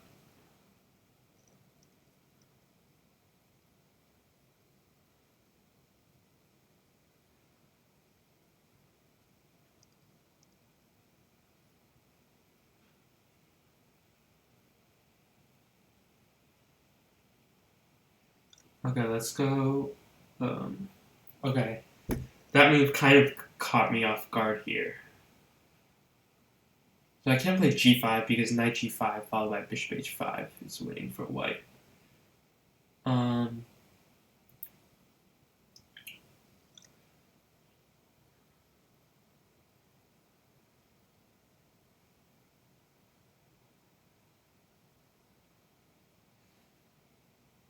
feel like knight e7 makes a lot of sense. I don't know, I kind of like this move.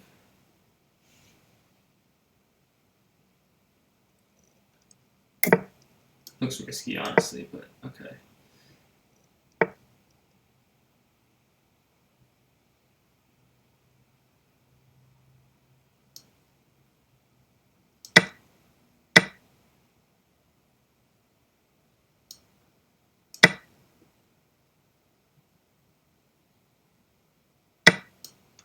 Okay.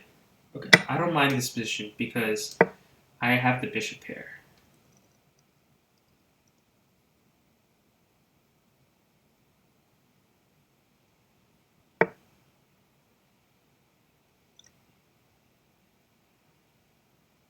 I think I can castle here.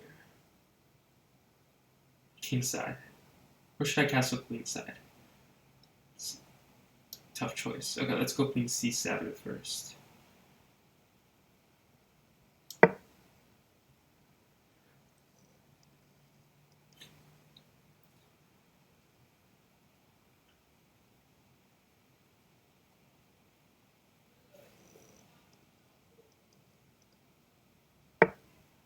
f4. Okay.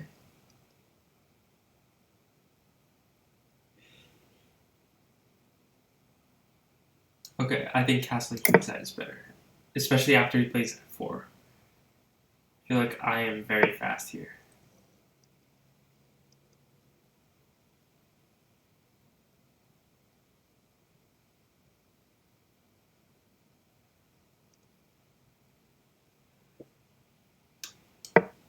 c4.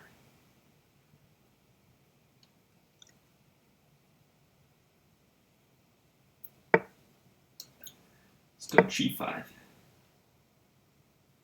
I have to play fast in terms of like...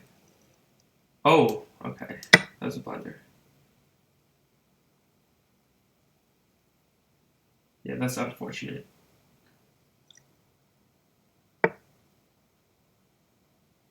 Okay. He's trying to trap my piece.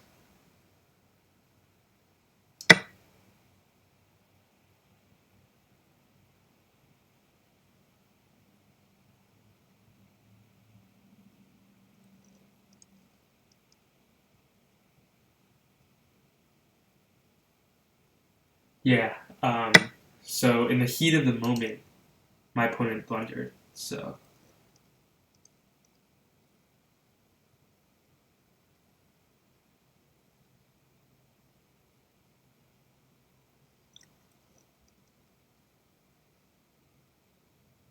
okay, I want to be very careful here because I don't want to allow my opponent any counterplay here.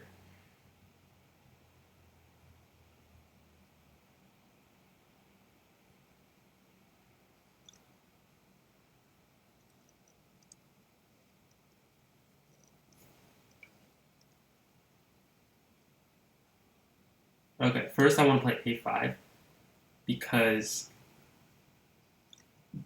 I do not want my bishop on a3 to get trapped. It can't really get trapped in that situation, but just in case, I want to play a5.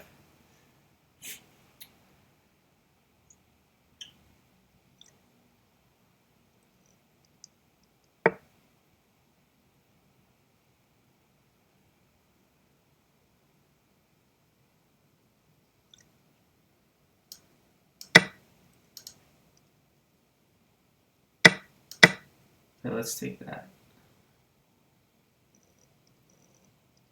Oh no.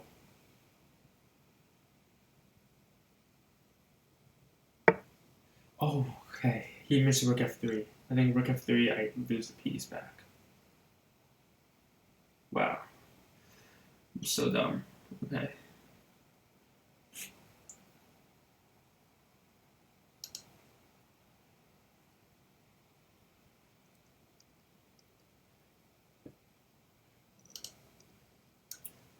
Okay, let's go rook there.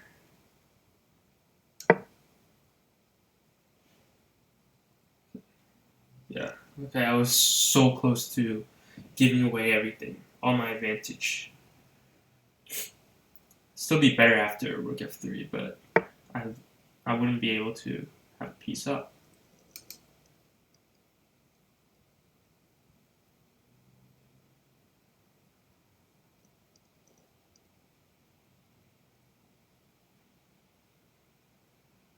Let's take this first.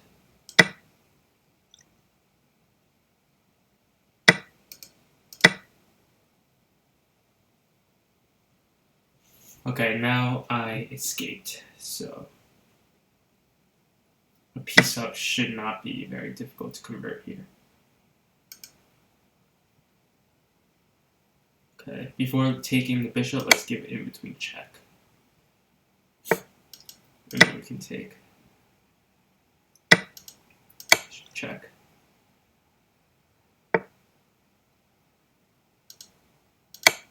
Check.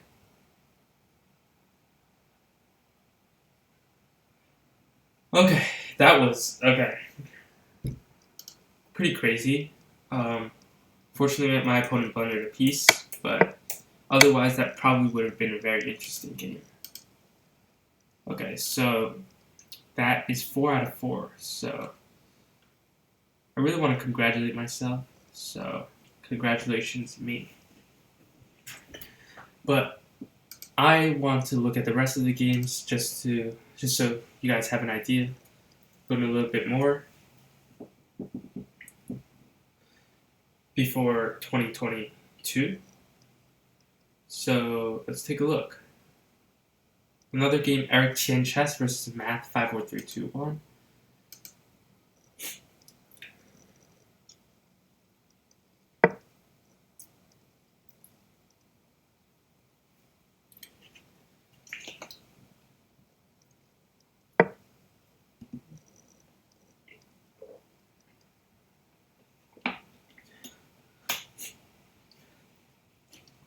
If Math 5, 4, 3, 2, 1 wins this game, I'm pretty sure that you will get clear second.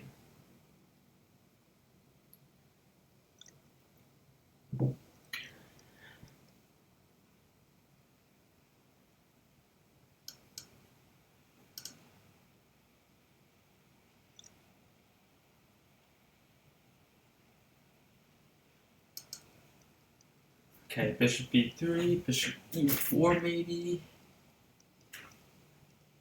Maybe bishop d5. Not sure. Does seem like a very good position for black though. Oh, just bishop takes f3 and bishop takes d4.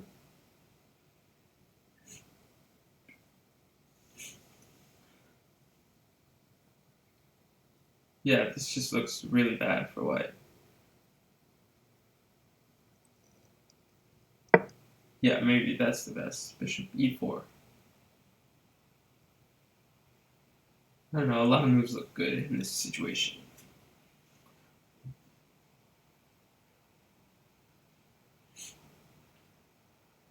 If queen c4, d5.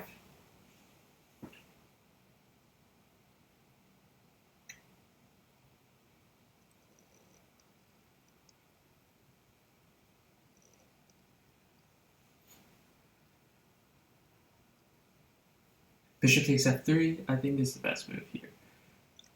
I think if queen takes f3, bishop takes d4, white does not have nearly as much compensation for the pawn. Oh, wait, actually, black is already up 2 pawns after that. So yeah, this is for sure better. For sure winning.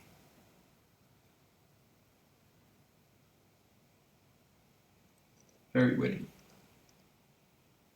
Yeah, and if g takes f3, knight h5 is very, very, very scary.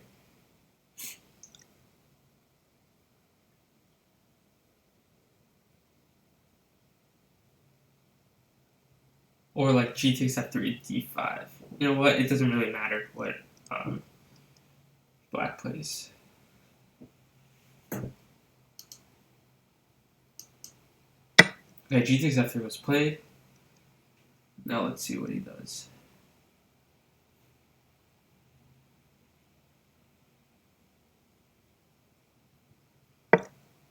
Okay, queen d7. Probably even better than any other move that I mentioned because, yeah, you just win in h3, pretty much. And if you don't,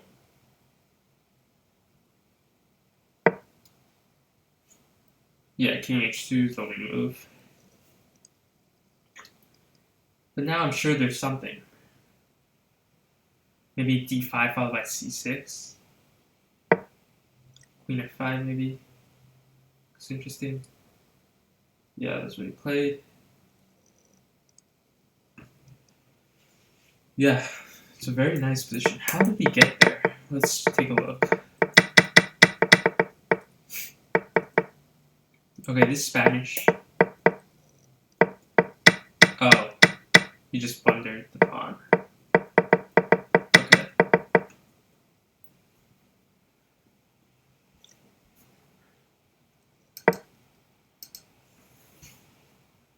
Queen f4 here.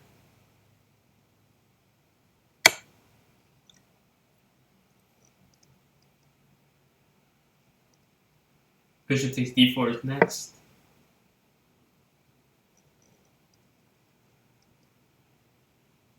This is just awful.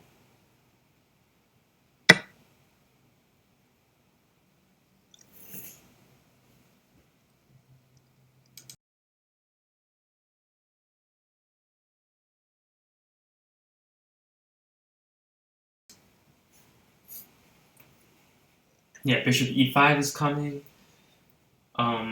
Maybe even other threats. Queen h4. Yeah, it's hard to even like describe how many threats black has. Bishop takes b2. Yeah, okay, let's look at other games.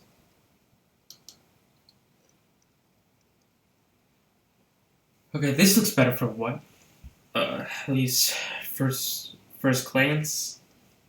Right, white seems to have gotten what we wanted out of the opening, and now it's all about just executing e5.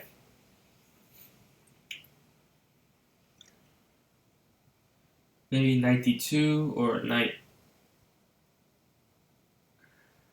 e5. Right. I mean, white doesn't have to rush, right? Because black really has no developing moves.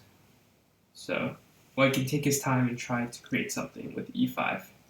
But e5 is definitely the idea that white should be aiming for here. Okay.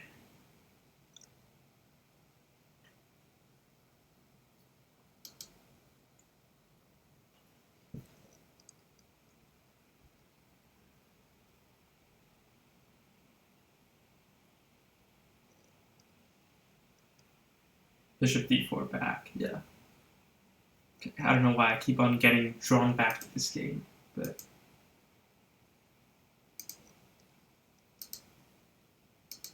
Okay, what other games are left?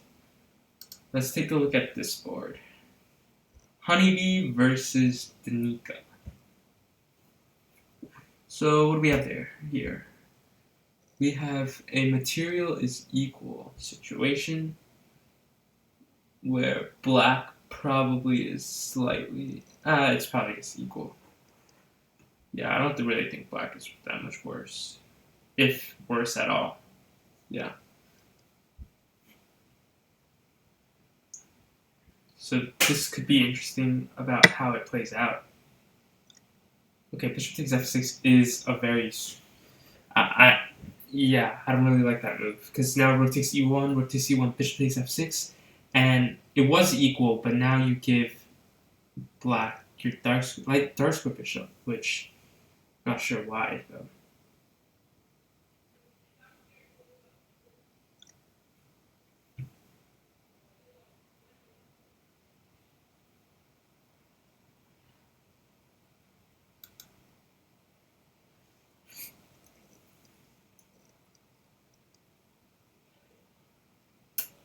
Okay, black with knight h5, bishop e3, and now white is ready to play e5 next if black does nothing. So, black better do something. And again, actually, white doesn't even have to rush, like I said before. You can play e5 next, or you just play rook d1 or something. You know, much better position.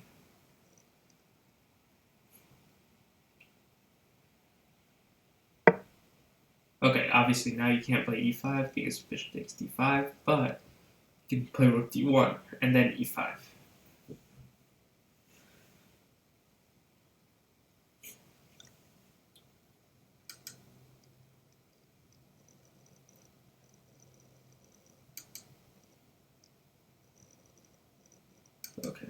was my previous game.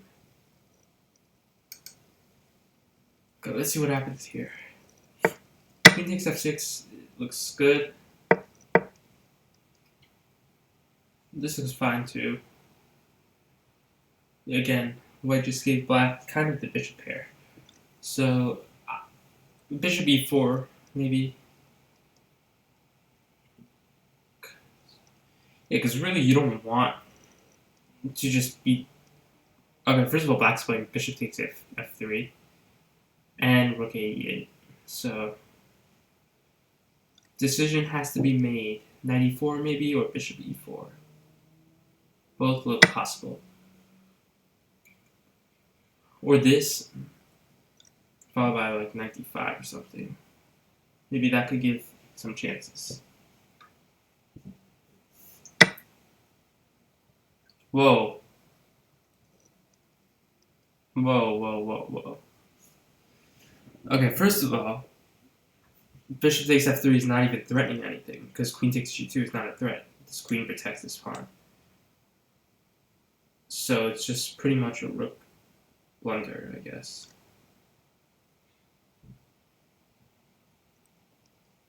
Okay, so I would play something like rook a1. Yeah, this should be good for white. I mean, this is good for white. Okay. So black does a good job here. Manages to stop e5. So I guess I was wrong about saying he does not have to rush. But now we have this new idea playing b4. Maybe that's good here. Because b4 and c4, knight d4. Yeah, I think b4 immediately was better. But okay, white somehow played rook e2 for some reason. Still winning, of course, up a piece, but unnecessary because this bishop on f3 is not going to do anything anyways.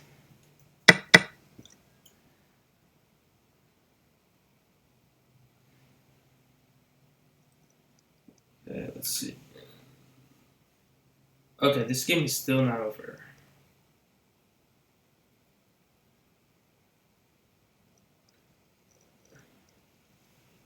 So what happened here? I don't know. Okay.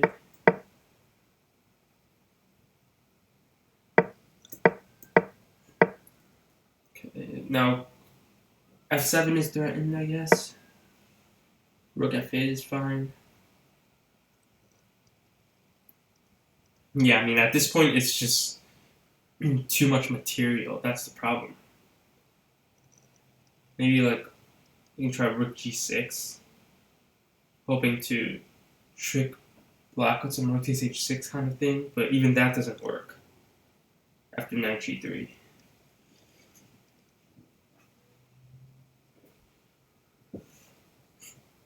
Yeah, knight f4 is maybe threatened.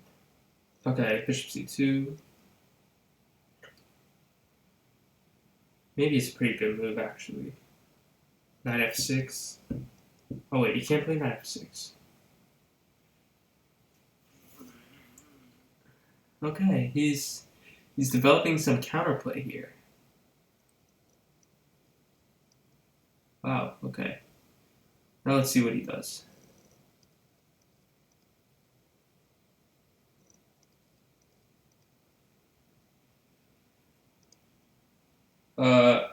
Maybe g6 wins. It's unclear though. So g6, rook takes g6, of course, takes, queen takes g6. Because if rook takes g6, knight g7 wins. Queen takes g6, still knight g7. And now, I don't think white has anything there, but again, that's very dangerous. You have to calculate that. So I'm guessing white is probably just going to play, black is probably just going to play rook e8. Because now the king has escape route on f8, and I think that's still good. But, wow, white really did manage to create some chances for himself out of pretty much nothing. So, congratulations on that. That alone is pretty awesome.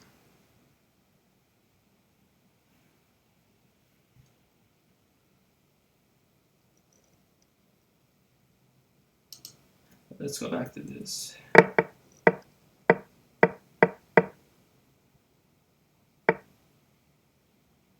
Okay, here e5 just wins, right? I did not see that and played bishop f4. That is kind of surprising. Really surprising, actually. Yeah, I mean, e5 is pretty... Yeah, I don't want to say straightforward, but kind of is. Okay, anyways, bishop f4. Okay, first black has to evaluate if he can take on e4 or not, and the answer is probably no because it's queen e3. The second thing black can evaluate is move the queen to d7, but yeah, that's what it does.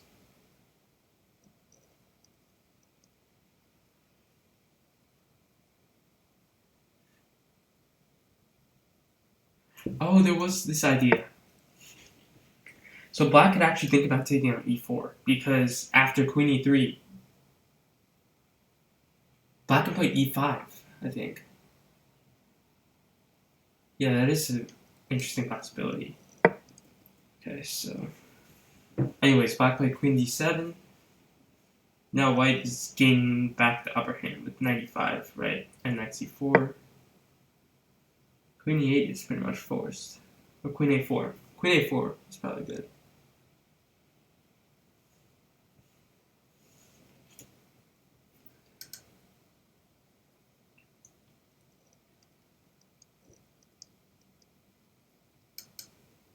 Okay, black does play g6, which I was talking about how this could lead to interesting scenarios. Talking about how this is probably winning for black. After rook takes, queen takes knight g7. Yeah, and black probably sees that. Yeah, I mean white has to go for that, right? There's really no other option. Maybe bishop b3, but this seems like it doesn't work. Yeah, bishop b3, knight f4 wins.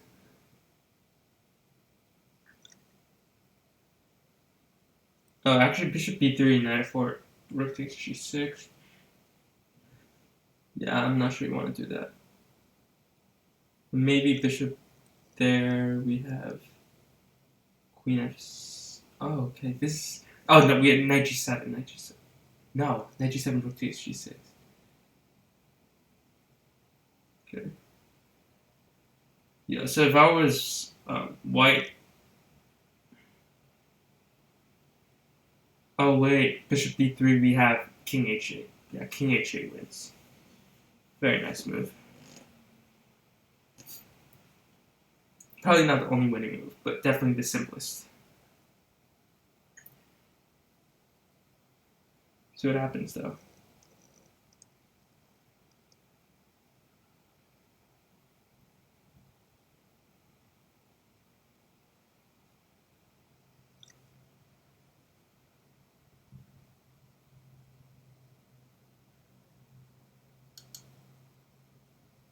What's happening here? Okay, so here knight f6 is a threat for white,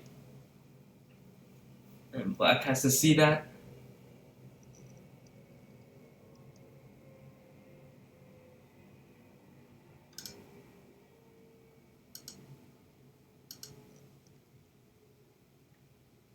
Okay, there's still a good amount of games left. Okay, let's go back to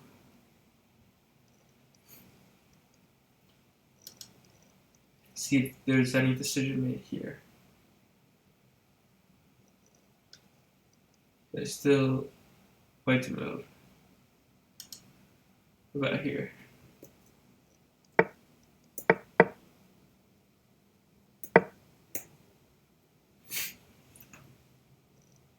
Okay.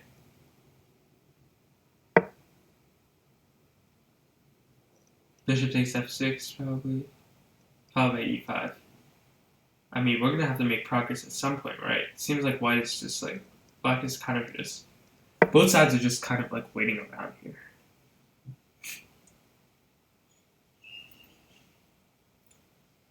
I mean, black has low time, so rapid situations, that is also a very important factor.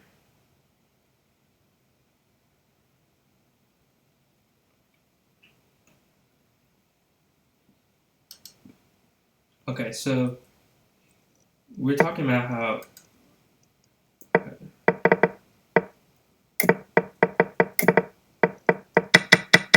I want to get to the final position because somehow I messed it up.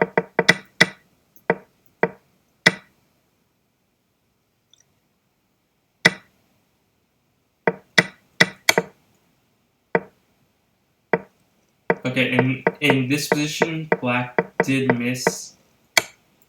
Okay, black with queen c7, but missed knight f6. And now, this should be an easy win, right? Because it's a rook up. So, nice job by white for finding that.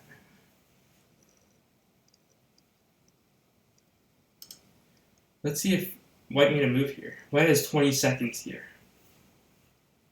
I mean, you might as well just play rook takes g6, just to, like, try, you know, at least get something there.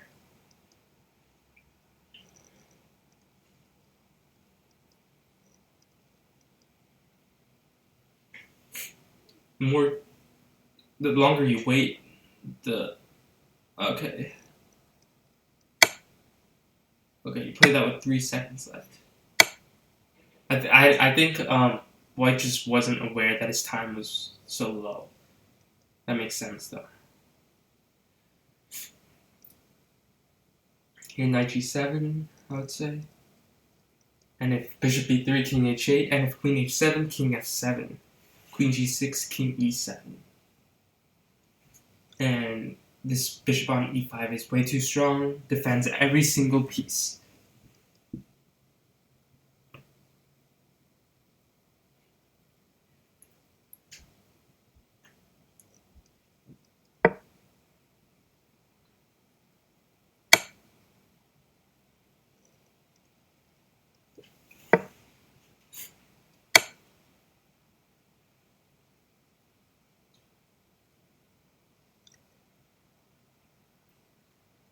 King e7 should win. Okay, I guess rook takes g7 will be played.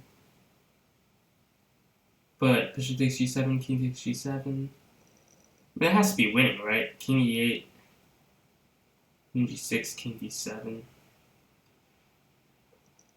Okay, cool. Oh, yeah, it's winning. So king e7, rook takes g7, bishop takes g7, king takes g7, king e8, queen g6, and now once the king gets on the dark square, black wins.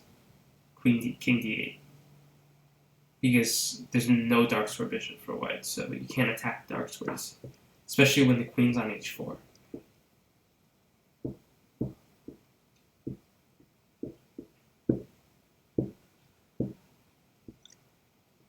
Maybe black can even play king e8 here immediately. Queen g6, king d8.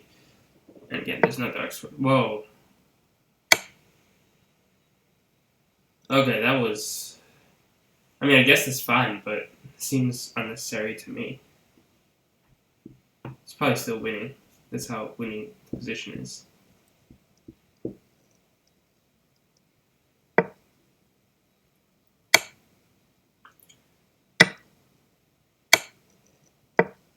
Okay, king d6, that was the idea. Bishop takes a8. Oh, black won on time. Okay. Wow. Okay, so I guess math 5, 4, 3, 2, 1 will get second place with 3.5 out of 4. So let's see. What games are left?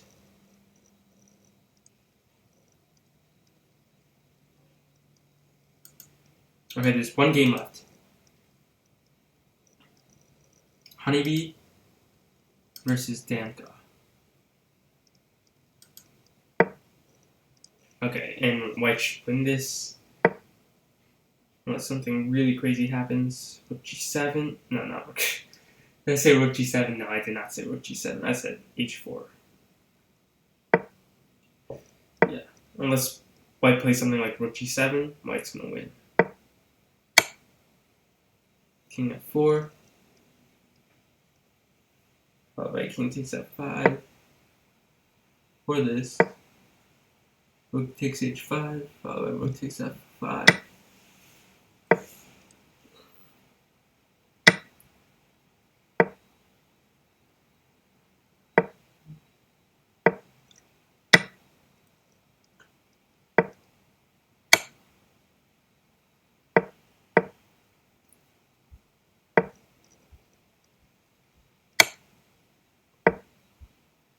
Rook takes d4.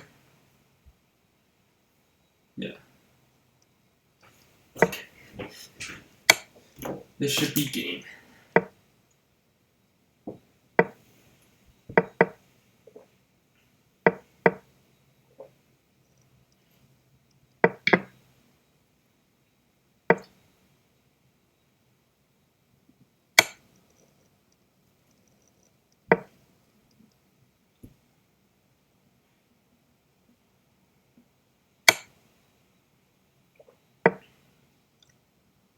Queen e7, checkmate.